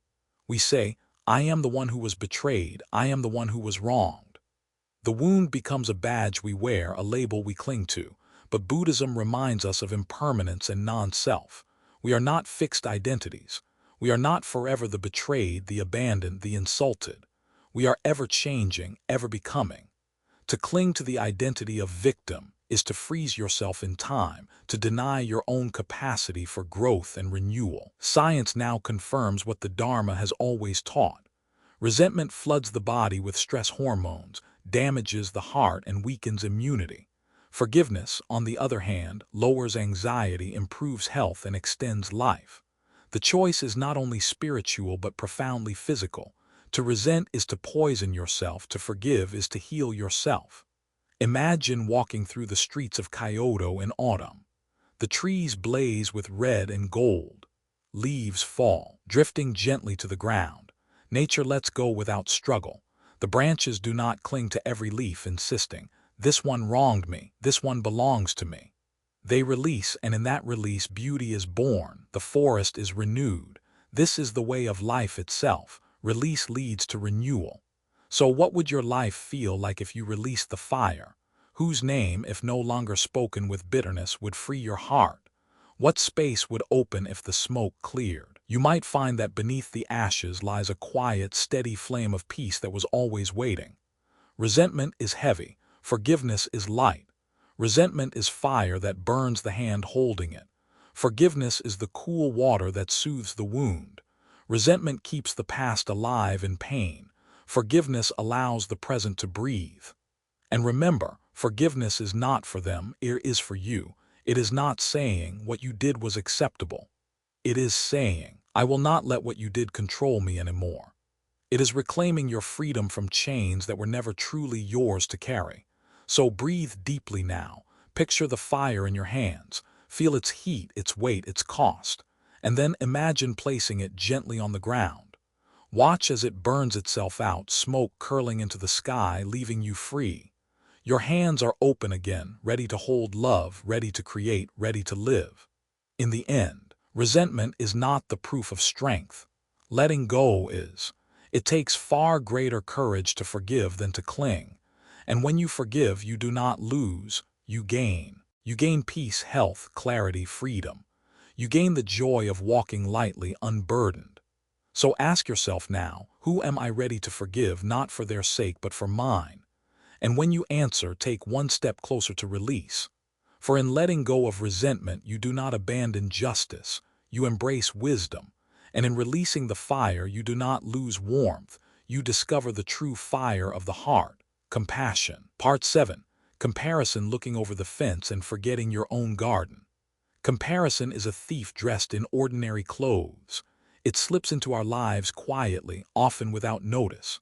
A scroll through social media, a glance at a neighbor's new car, an update from a colleague's promotion, and suddenly our own lives feel inadequate. What was moments ago enough now seems too small, too plain, too ordinary. And so we suffer, not because our garden lacks beauty, but because we are too busy staring over the fence. In the age of endless highlight reels, comparison has become almost automatic. We scroll through pictures of vacations in Santorini, weddings in Central Park, business launches in Silicon Valley. Each image is polished, curated, edited. Yet we hold it against our own raw and unfiltered existence. We compare our behind the scenes to someone else's stage performance, and of course, we come up short. It is no wonder the Buddha described craving and comparison as sources of suffering. They blind us to what we already have, to who we already are. Imagine a gardener tending to a small patch of earth. The soil is rich, seeds are sprouting, and flowers are beginning to bloom. Yet instead of watering them, the gardener spends every day peering over the fence at the neighbor's garden, sighing, envying, lamenting. Meanwhile, their own soil grows dry, the sprouts wither, the blossoms fade. Comparison does this to us. It distracts us from cultivating our own lives, leaving them barren while we admire what we believe others have. But here is the truth hidden beneath illusion. What we see of others is never the whole story. Behind the smiling photo may lie exhaustion. Behind the successful business may lie years of failure and loneliness. Behind the happy family portrait may lie private struggles. We compare our unedited truth to their carefully edited story, and we lose peace because of a lie. The Buddha offered another way, contentment. Contentment is the greatest wealth, he said. To live content does not mean you abandon ambition or settle for stagnation. It means you honor your unique path without measuring it against another's. It means you understand that a rose cannot be compared to a lotus.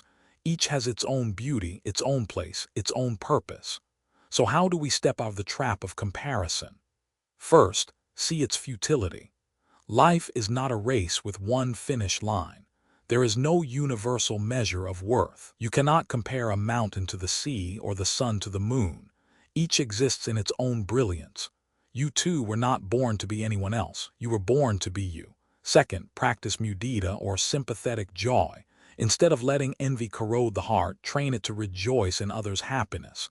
When a friend succeeds, say, "May you continue to flourish." When someone finds love, whisper, "May your love deepen."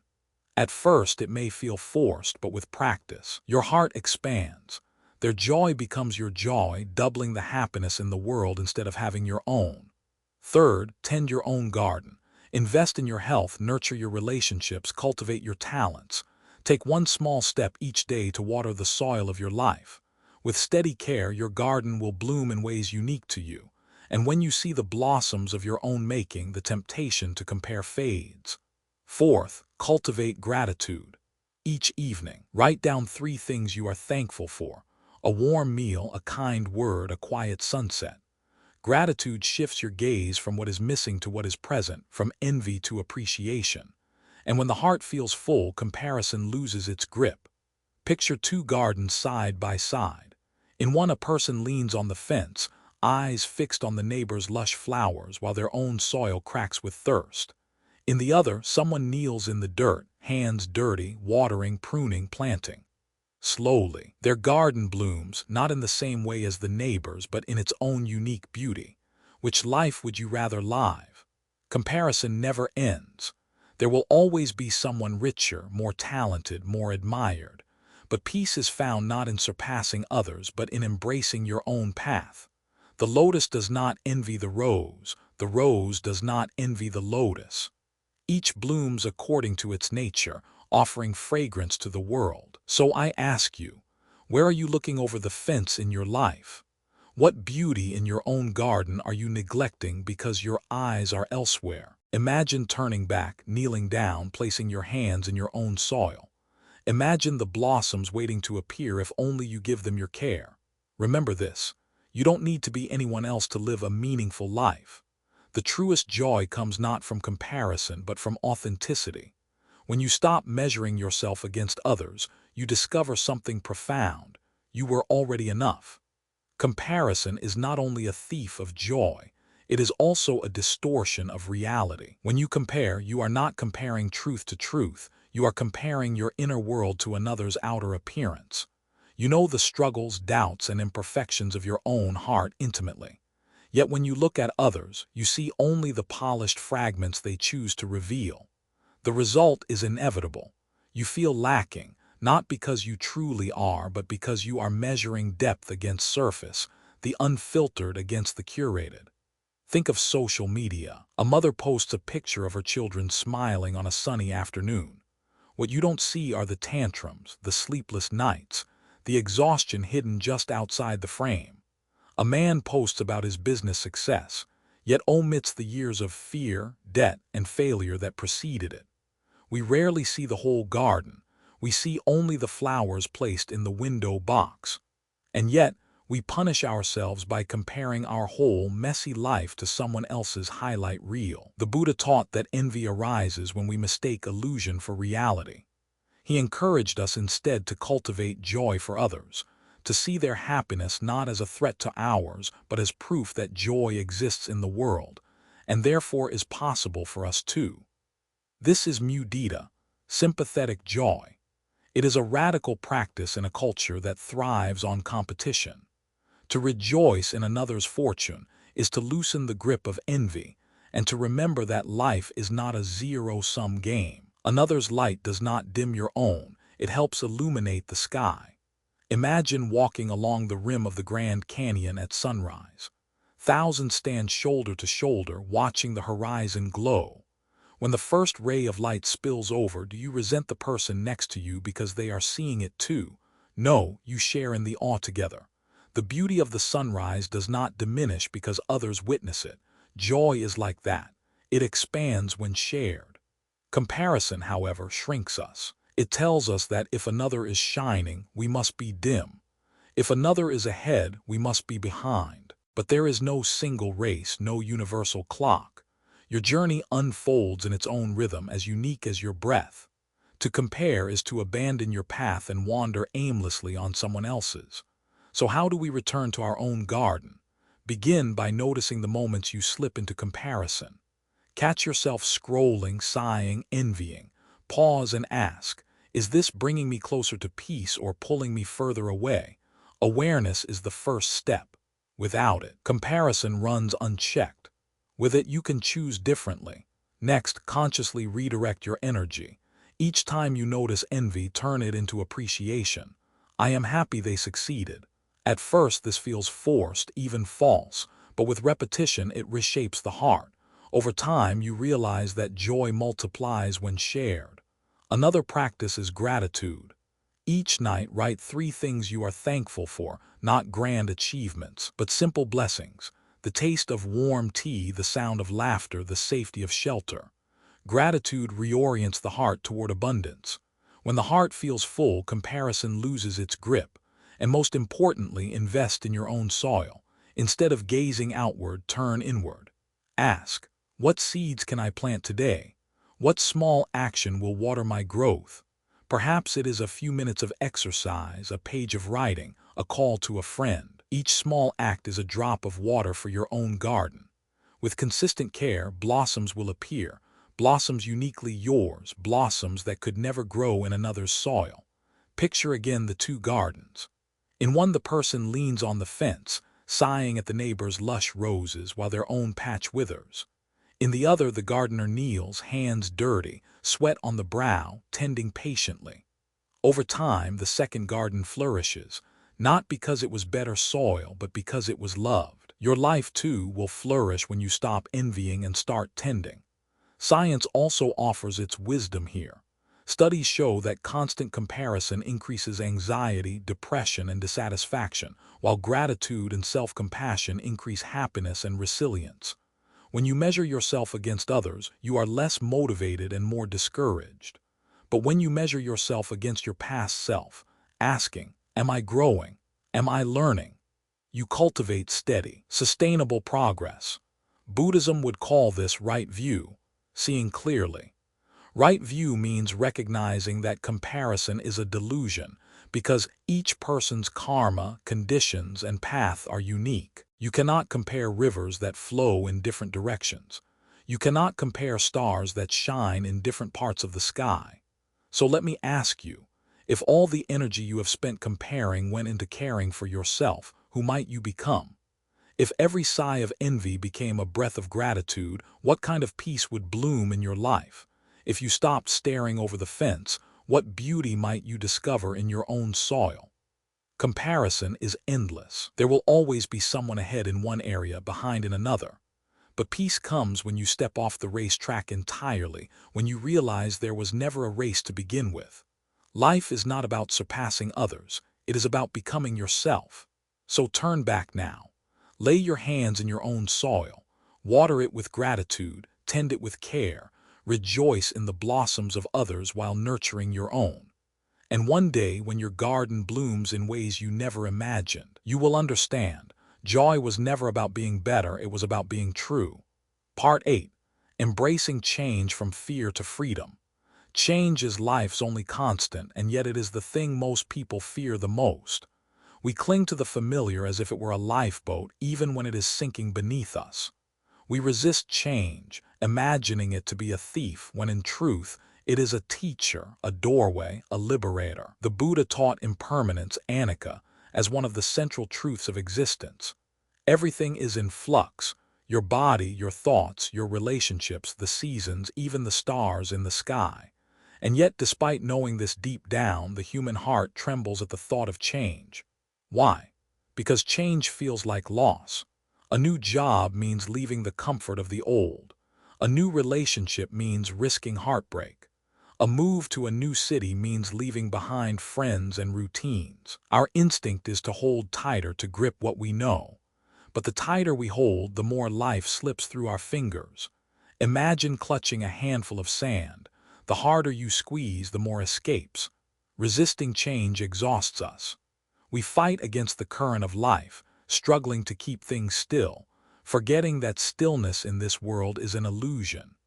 To live is to move, to transform, to let go of one form and embrace another. The caterpillar cannot remain a caterpillar and also discover the sky.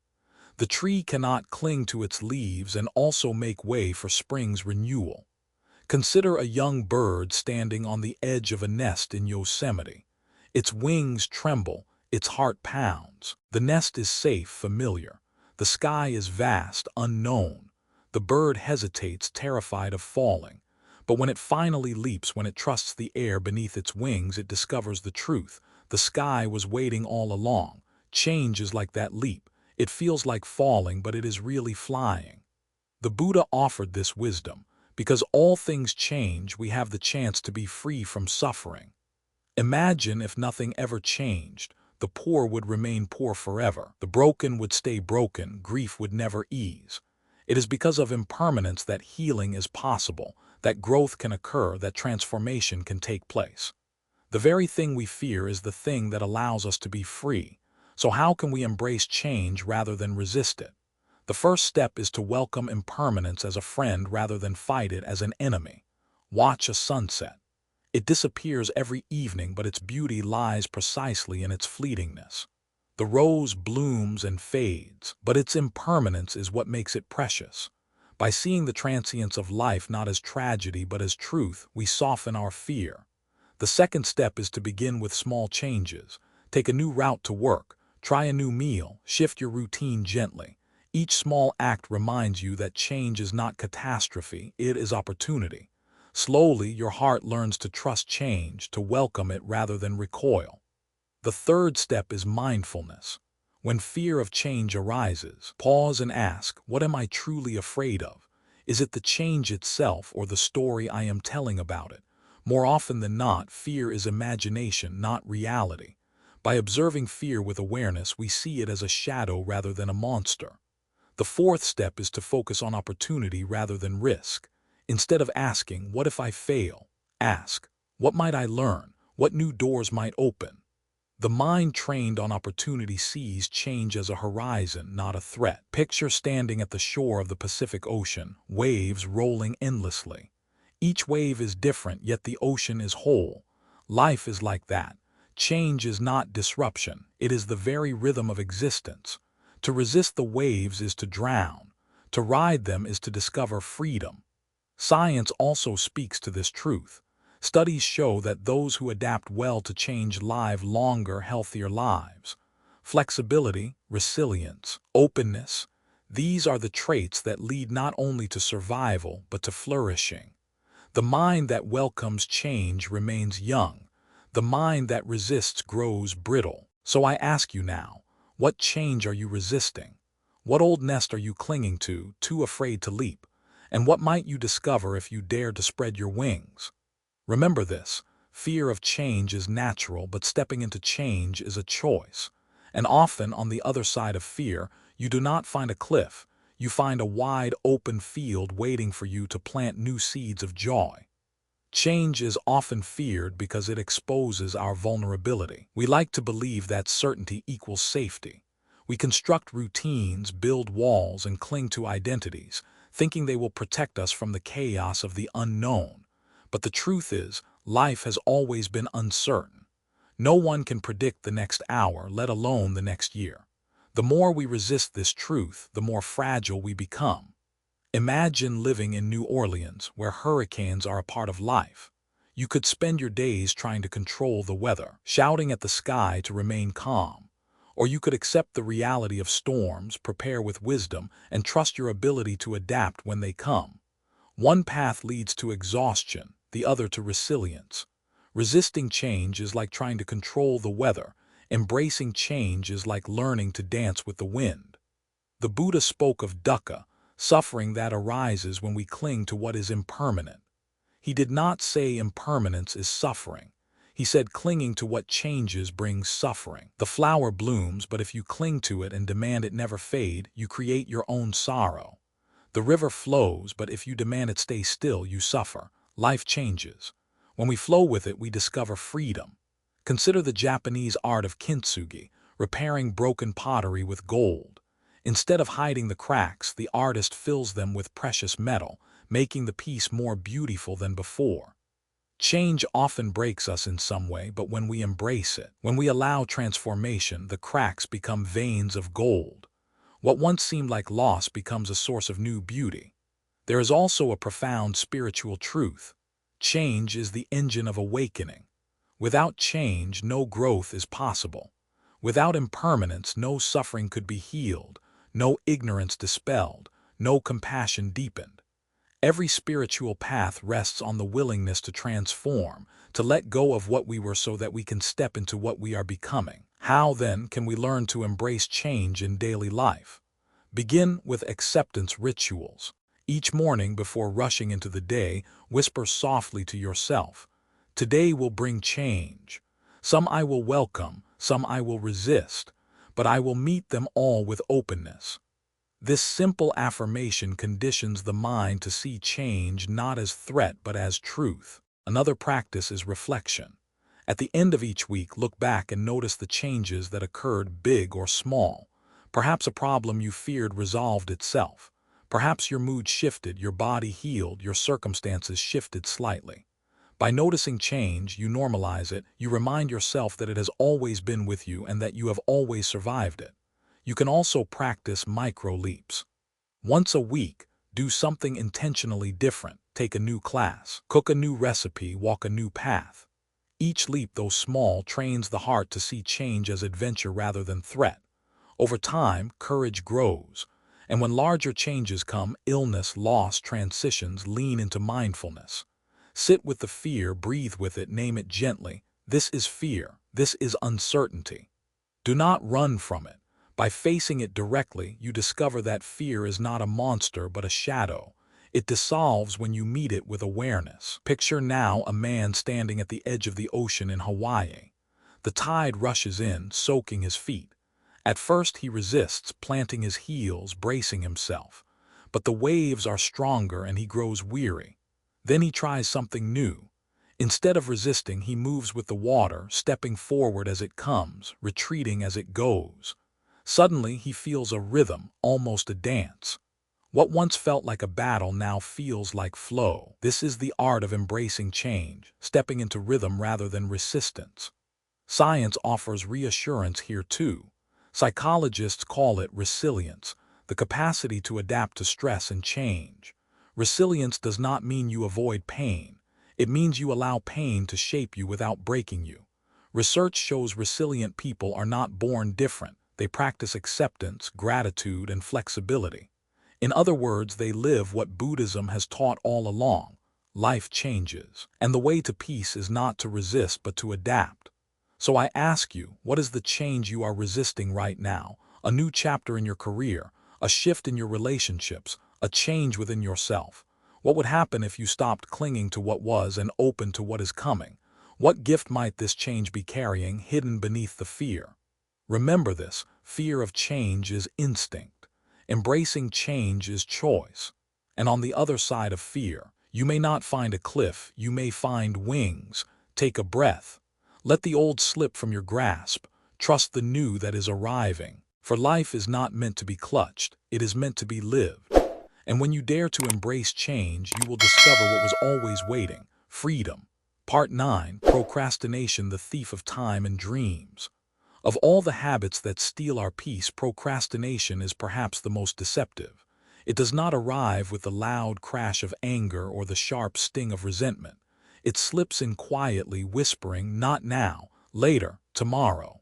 And so we obey. One delay becomes two, two become 10, and suddenly days, months, even years vanish into the abyss of postponement. Procrastination is not the violent thief who breaks the door. It is the silent one who leaves you believing nothing has been taken, until you look back and realize your dreams have been robbed.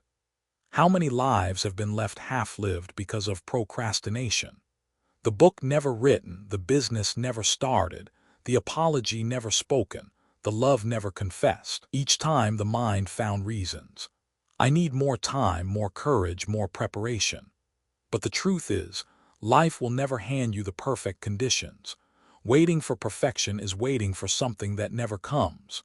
The Buddha taught about right effort, the discipline of steady, mindful action. Seeds of wisdom, compassion, and freedom must be cultivated daily. To say "not today" again and again is to neglect the soil of your life until nothing grows. Procrastination kills not with a sword but with neglect. Picture a desert in Nevada. At first it was fertile, full of streams and blossoms. But over time the streams were not tended, the seeds were not watered, and the land dried. Procrastination does this to the heart. Each moment of avoidance drains the soil until the dream becomes dust. Why do we procrastinate? There are three common roots. The first is fear, fear of failure, fear of imperfection. Better not to begin than to risk stumbling. But in truth, not beginning is the greatest stumble of all. The second is exhaustion.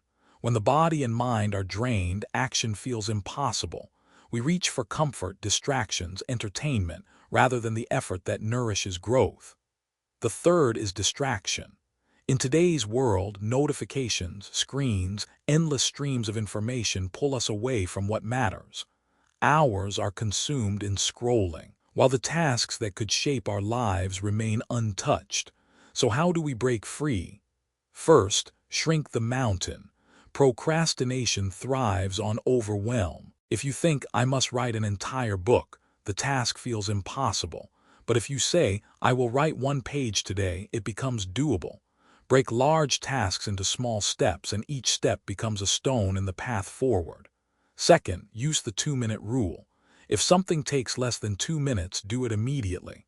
These small acts build momentum, and momentum weakens the hold of procrastination. Third, create sacred time. Set aside a specific hour for the task you've been avoiding. Treat it as an appointment with your own soul. Guard it as you would a meeting with someone you deeply respect. Fourth, release perfection. Nothing begins flawless. The tree does not sprout fully formed, it grows ring by ring. Allow yourself to start imperfectly, knowing refinement comes with practice. Picture an hourglass. Grain by grain, the sand slips away. If you act, each grain becomes progress. If you do nothing, the sand still falls, but the vessel of your dreams remains empty. Time does not wait. Every day you postpone is a day lost forever. Science affirms this. Psychologists call procrastination self-regulation failure. It is not laziness, but avoidance rooted in emotion. The task feels overwhelming, so the mind seeks relief in distraction. But the relief is temporary, and guilt follows. The cycle repeats until the habit becomes ingrained. The antidote is not harsher discipline, but compassionate awareness, noticing the emotion, soothing it, and then gently returning to action. So let me ask you, what have you been postponing? What dream lies waiting, gathering dust because you keep saying tomorrow? And what if tomorrow never comes? The truth is simple. Procrastination promises comfort but delivers regret. Action may be uncomfortable, but it delivers freedom. Imagine this. A traveler stands before two paths. One is wide, paved, easy. It leads in circles, returning again and again to the same point. This is procrastination, comfort without progress.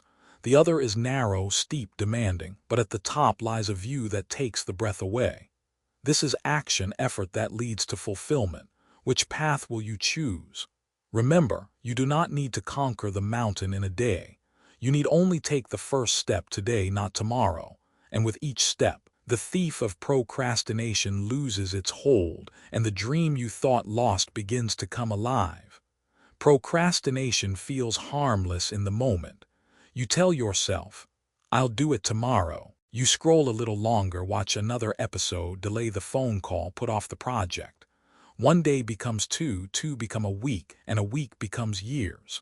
Then one morning you wake and realize the chance is gone, the door is closed, the words unsaid, the dreams untouched, the life unlived.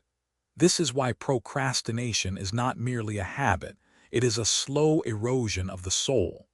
The Buddha's teaching on mindfulness warns us of this trap. He spoke of the importance of the present moment, the only place life truly exists. To postpone endlessly is to deny the present. To say, "Tomorrow I will live fully," is to miss the truth. Tomorrow never arrives. There is only ever today, this breath, this step. Consider a farmer in the fields of Iowa. Spring arrives, but he delays planting. "Tomorrow," he says. The rains come and go, the soil shifts, and soon the season has passed. No matter how hard he works in autumn, the harvest cannot come, for the seeds were never planted in time. Procrastination is like that. It steals the season of planting, leaving us barren when we long for harvest. Why do we do this to ourselves? Part of the answer lies in fear. If I never start, I never have to face the possibility of failure. If I delay, I can cling to the illusion that success is still possible someday. In this way, procrastination is perfectionism in disguise. We wait for the perfect moment, the perfect plan, the perfect version of ourselves. But perfection never arrives, and the waiting becomes endless. Another reason is overwhelm. Tasks loom like mountains, so we freeze at the base, paralyzed. Yet if we looked closer, we would see that mountains are climbed one step at a time. The summit is not reached by leaping, but by steady walking. Procrastination convinces us that because we cannot leap to the top, we should not start at all. And then there is fatigue. In a culture that glorifies busyness, many are too drained to act on what matters most. We spend our energy on distractions, obligations, endless scrolling, until when the time comes to act on our true dreams, we are empty. Procrastination slips in when our bodies and minds are depleted. So how do we awaken from this quiet theft? One practice is start small, start now. When the task feels impossible, reduce it to the smallest action. If you want to write, begin with one sentence. If you want to exercise, begin with 5 minutes. If you want to meditate, begin with 3 breaths. Action, however small, creates momentum, and momentum shatters procrastination's illusion of immobility. Another practice is time sanctification. Choose a sacred hour each day dedicated to your most important task. Guard it fiercely as if it were an appointment with your highest self. During that hour, silence distractions. Put away devices. Offer the hour as a gift to your future self. Slowly, this practice builds a rhythm, a discipline rooted not in pressure but in devotion. There is also the power of visualization. Picture your life 1 year from now if you continue procrastinating. See the projects unfinished, the dreams untouched, the opportunities gone. Feel the regret. Now picture your life 1 year from now if you begin today, even with small, imperfect steps. See the progress, the growth, the sense of pride. Let this vision guide you, for the mind follows where imagination leads. The Buddha taught impermanence, and procrastination is a denial of that truth. We act as if we have endless time, but life is fleeting. The seasons change, the body ages, loved ones pass. To postpone is to gamble with impermanence, assuming time will wait. But time waits for no one. Each day lost is lost forever. Picture an elderly man sitting by the Charles River in Boston, watching the water flow. He sighs and says, "I thought I had more time." His eyes fill with regret, not for the things he did, but for the things he delayed. This is the ultimate cost of procrastination, the weight of what if. At the end of life, science supports this wisdom. Studies show that procrastination increases stress, damages health, and lowers happiness. It is not laziness but avoidance, a way of escaping uncomfortable emotions. The cure is not harsher discipline but compassionate awareness. Instead of judging yourself for delaying, pause and ask, what am I feeling right now? Fear, overwhelm, fatigue. Meet the feeling with kindness, then take one small step anyway. This is mindfulness in action. There is also the wisdom of accountability. Share your goal with someone you trust. Ask them to check in, to walk beside you. Procrastination thrives in secrecy, but it weakens when exposed. In Buddhism, the Sangha, the community, is essential. Alone, the path feels heavy. Together, the steps grow lighter. Finally, remember the joy of completion. Recall how it feels to finish something, however small, the sense of freedom, of lightness. Let that memory motivate you. For procrastination promises comfort but delivers guilt, while action may require effort but delivers peace. So I ask you now, what dream is waiting for you? What step have you delayed, whispering tomorrow? And what would happen if you chose today instead? Imagine an hourglass before you. The sand is falling, grain by grain. Each moment you delay, the sand slips away. You cannot turn the glass back, but you can choose to use the grain still falling. You can act now, today, this very breath. Procrastination is the thief of time and dreams. Do not let it steal another day. Plant the seed now, water it now, nurture it now. For tomorrow is only a promise. Today is all you truly have. And if you act in this moment, however small the step, you reclaim your freedom. Part 10. Returning to your roots, self-care and spiritual growth. We spend so much of life reaching outward, chasing success, pleasing others, proving ourselves, gathering possessions, that we forget the ground beneath our feet. We forget the roots that nourish us. A tree may grow tall, branches stretching high into the sky, but if its roots wither, it will fall at the first strong wind. So it is with us. Without self-care and spiritual nourishment, all the achievements of the world cannot protect us from collapse. In today's world, self-neglect has almost become a badge of honor. People boast about working late into the night, sacrificing sleep, ignoring hunger, postponing rest, as if exhaustion were proof of worth. We bend ourselves to please others, to meet their expectations, to avoid disappointing them. We wear masks to fit in, forgetting the face beneath. Yet the cost of this forgetting is immense: burnout, emptiness, loneliness. To abandon your own care is to abandon the very source of your strength. The Buddha taught the middle way, not a life of indulgence, nor of self-punishment, but of balance. To care for yourself is not selfish, it is wise. When the body is nourished, the mind can rest. When the spirit is tended, compassion flows more freely. You cannot pour from an empty cup. To serve others, to love deeply, to walk the path of awakening, you must return to your roots. What does this look like in practice? It begins with the body. Listen to its signals. Rest when you are tired. Feed it with wholesome food. Move it with kindness. Walk, stretch, breathe deeply. These simple acts are not luxuries. They are foundations. A temple cannot stand without pillars, and your body is the pillar of your spirit. Then comes the mind. Create space for stillness. Step away from the endless noise of screens, schedules, and demands. Give yourself moments each day to breathe, to sit in silence, to reflect. Meditation is not an escape from life, but a return to it. In the quiet, you remember who you are beneath the noise. And finally, the spirit.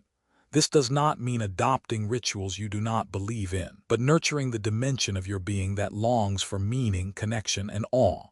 Walk in the forest and feel the mystery of life around you. Gaze at the stars and remember your place in the vastness. Pray, meditate, or simply breathe with reverence. Spiritual care roots you in something larger than yourself, giving strength when life shakes your branches. Practical rituals can guide this return. Set aside a Sunday Soul Hour, a time each week dedicated solely to your inner life. No distractions, no obligations, just you and the practices that nourish you. Meditation, journaling, reading sacred texts, or simply sitting in silence. Over time, this rhythm becomes a lifeline, a root that grounds you through all seasons. Picture a giant sequoia in California. Its roots run deep, intertwining with the roots of others, creating a vast underground network of strength.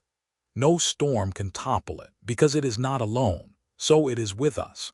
When we tend our own roots, we not only grow strong ourselves, we also strengthen the network of connection with others. Your peace becomes a refuge for those around you. Science affirms this wisdom. Studies show that self-care, adequate sleep, mindful movement, meditation reduces stress, strengthens immunity, and enhances resilience. Spiritual practices, whether prayer or meditation, foster well-being, lower anxiety, and increase compassion. Caring for yourself is not indulgence, it is medicine. So I ask you, when was the last time you truly tended your roots? When was the last time you rested without guilt, breathed without hurry, sat in silence without distraction? What would your life feel like if you made these moments non-negotiable, as essential as food and water? Remember this: the world does not need a version of you that is burned out, resentful, and empty. The world needs you alive, grounded, compassionate, whole. And that begins with caring for yourself. Returning to your roots is not retreat, it is renewal. It is remembering that you are not just a worker, a provider, a role. You are a living being worthy of care, capable of growth, connected to something vast and sacred. When you nourish yourself, you do not turn away from life, you return to it more fully. So take a breath, place your hand over your heart, whisper softly, "I will care for you, I will not abandon you." Feel the truth of those words. Let them sink deep like water into roots. And trust that from this care, a life of peace, compassion, and freedom will bloom. Self-care is often misunderstood. Some think it means indulgence, expensive retreats, luxury items, or escaping responsibilities. But true self-care is much simpler and much deeper. It is choosing to rest when you are tired instead of pushing past your limits. It is choosing food that nourishes your body rather than numbs it. It is choosing to pause for silence instead of drowning in noise. Self-care is not about pampering, it is about presence. It is saying, "I matter, my well-being matters, my spirit matters." The Buddha himself modeled this. Before enlightenment, he practiced severe asceticism, starving and punishing his body. But he realized that weakness only clouded the mind. Only when he accepted nourishment, when he ate, rested, and walked the middle path, did clarity and awakening come. His example reminds us, neglecting yourself in the name of achievement or sacrifice is not noble. Balance is. We also mistake people-pleasing for kindness. We think that by always saying yes, always putting others first, we are living with compassion. But compassion without boundaries is not compassion. It is self-abandonment. When you deplete yourself to satisfy others, resentment grows, exhaustion takes root, and the love you wanted to give becomes polluted by bitterness. To care for yourself is to protect the quality of your love, ensuring it flows from abundance, not depletion. Imagine a well in a small village. If everyone draws from it but no rain refills it, the well runs dry. The village suffers, not because the well was unwilling, but because it was empty. Your spirit is like that well. To serve others, you must allow yourself to be refilled. Spiritual growth is also part of this return. Many confuse spirituality with doctrine or ritual, but at its heart, it is the practice of remembering your connection to all things. It is cultivating compassion, wisdom, and awareness of impermanence. It is realizing that you are more than your job, your possessions, your reputation. You are a being of awareness, capable of peace and love. How do we nourish this? Through simple, steady practice. 10 minutes of meditation each morning. A daily walk in silence, noticing the sky, the trees, your breath. A journal where you reflect on gratitude and intention. These acts root you in your essence. And do not underestimate community. In Buddhism, the Sangha, the community of practitioners, is as vital as the Buddha and the Dharma. Alone, it is easy to forget our values. Together, we remind each other. Spiritual growth is not isolation but connection, being rooted not only in yourself but in the web of humanity. Picture the great redwoods of California. They soar hundreds of feet high, but their roots do not run deep. Instead, they spread wide and intertwine with the roots of others. This is why they withstand storms, they hold one another. You too need this. Self-care roots you individually, and community strengthens you collectively. Together, you can withstand life's fiercest winds. Practical rituals can anchor this return to your roots. Morning grounding. Before reaching for your phone, place both feet on the floor, breathe deeply 3 times, and set one intention for the day. Evening release. Before sleep, place your hand on your heart and whisper, "I did enough. I am enough." Let go of the day's burdens. Weekly renewal. Choose one day to slow down, walk in nature, cook a nourishing meal, spend time in meditation or prayer. Protect this day as sacred. Science now mirrors these ancient truths. Regular self-care practices, sleep, meditation, gratitude, improve not only mental health but physical health, lowering stress and even increasing longevity. Spiritual practices deepen meaning and purpose, which are proven to increase resilience and joy. What the Buddha taught as liberation, modern research confirms as wellness. So I ask you, when you look at your life, are you living rooted or rootless? Are you grounded in care and spirit, or are you a tree toppling in the winds of exhaustion and distraction? And what would happen if you tended your roots with the same devotion you give to your ambitions? Returning to your roots is not retreat from the world. It is preparing yourself to meet it fully. It is remembering that beneath the roles, the tasks, the pressures, you are a being worthy of care. When you live rooted, you are not easily shaken.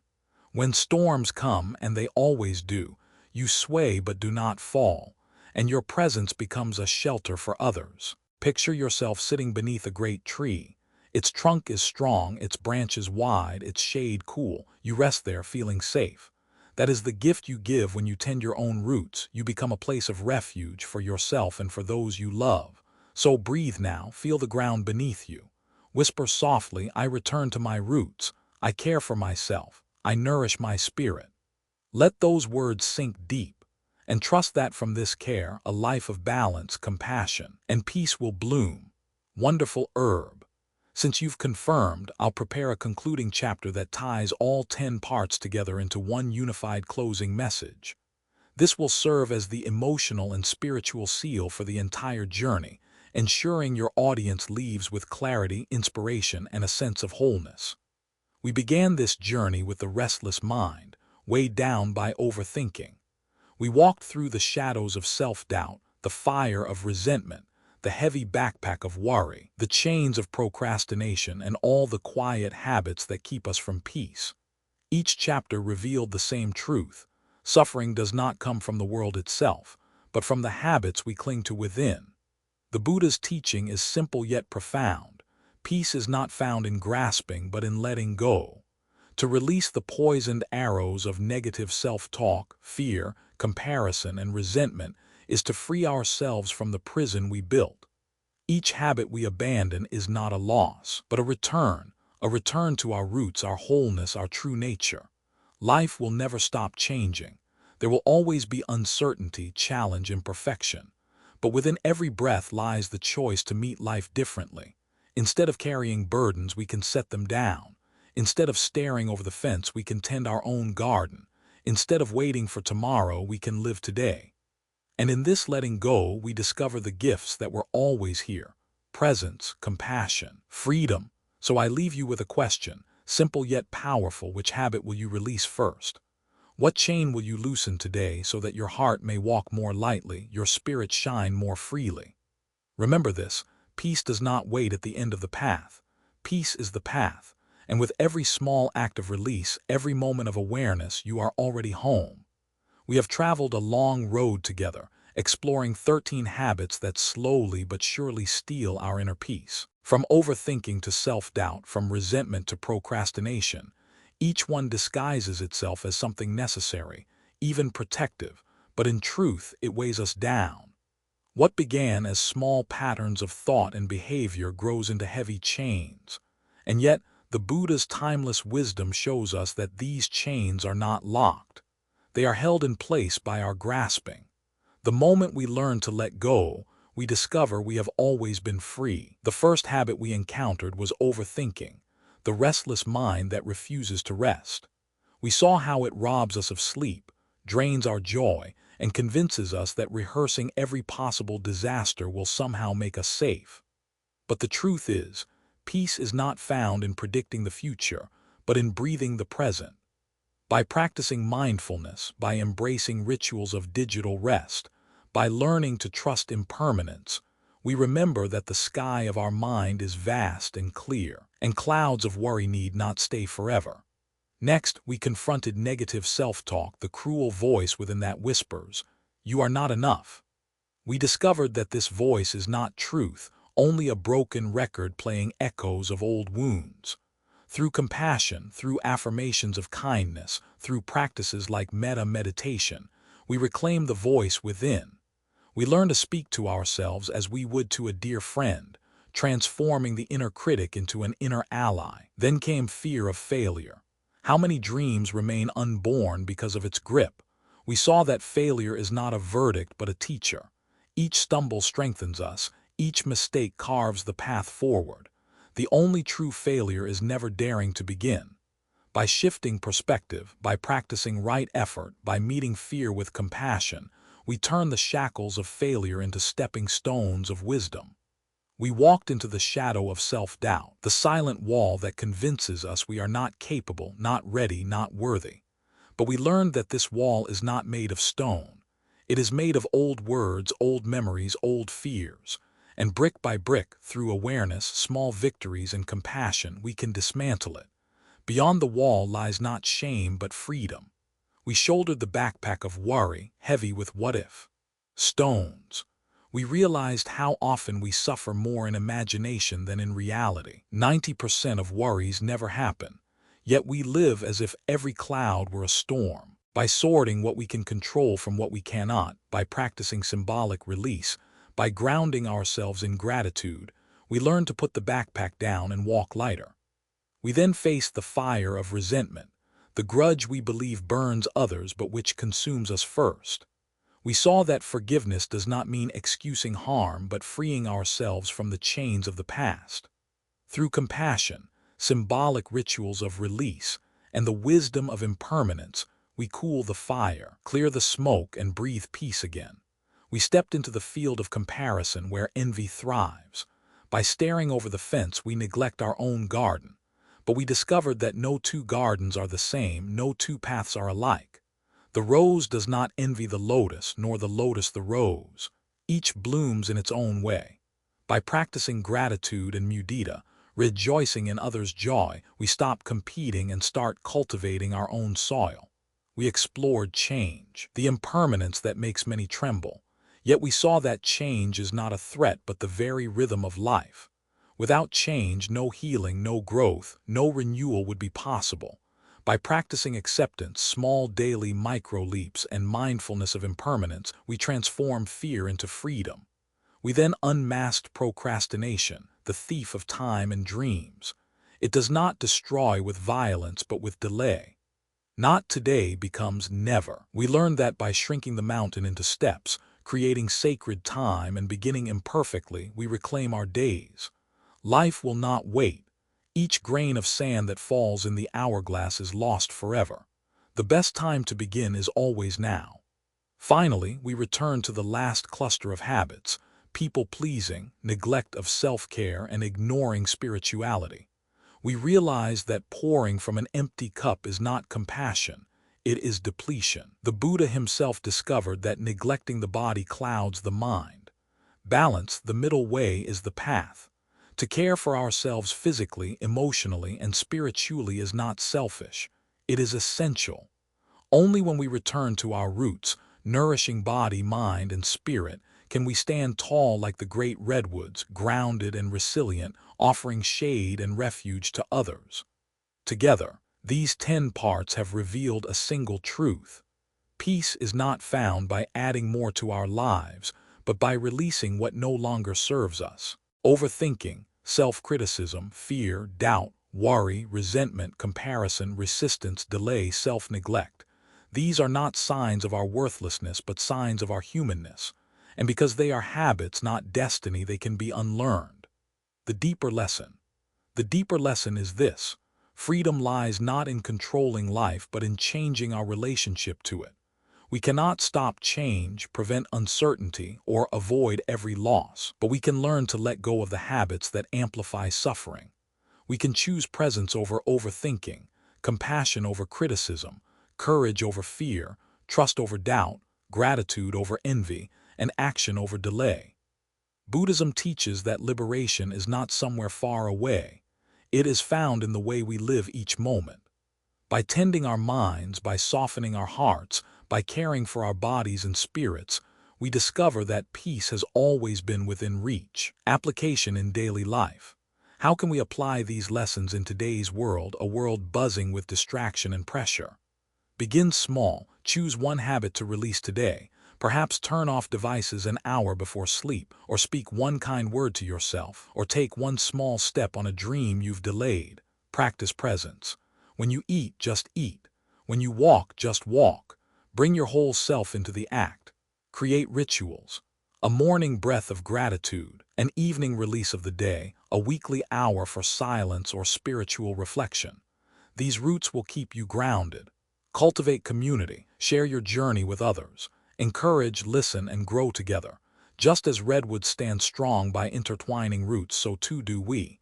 Each act is small, but together they form a life of balance, peace, and meaning. Invitation to the audience. Now, I invite you to reflect. Which of these habits spoke to you most deeply? Which chain do you feel ready to loosen first? What practice will you carry into tomorrow? Share your thoughts in the comments. Your insight may be the very encouragement someone else needs on their journey. And if this journey touched you, I ask for your support.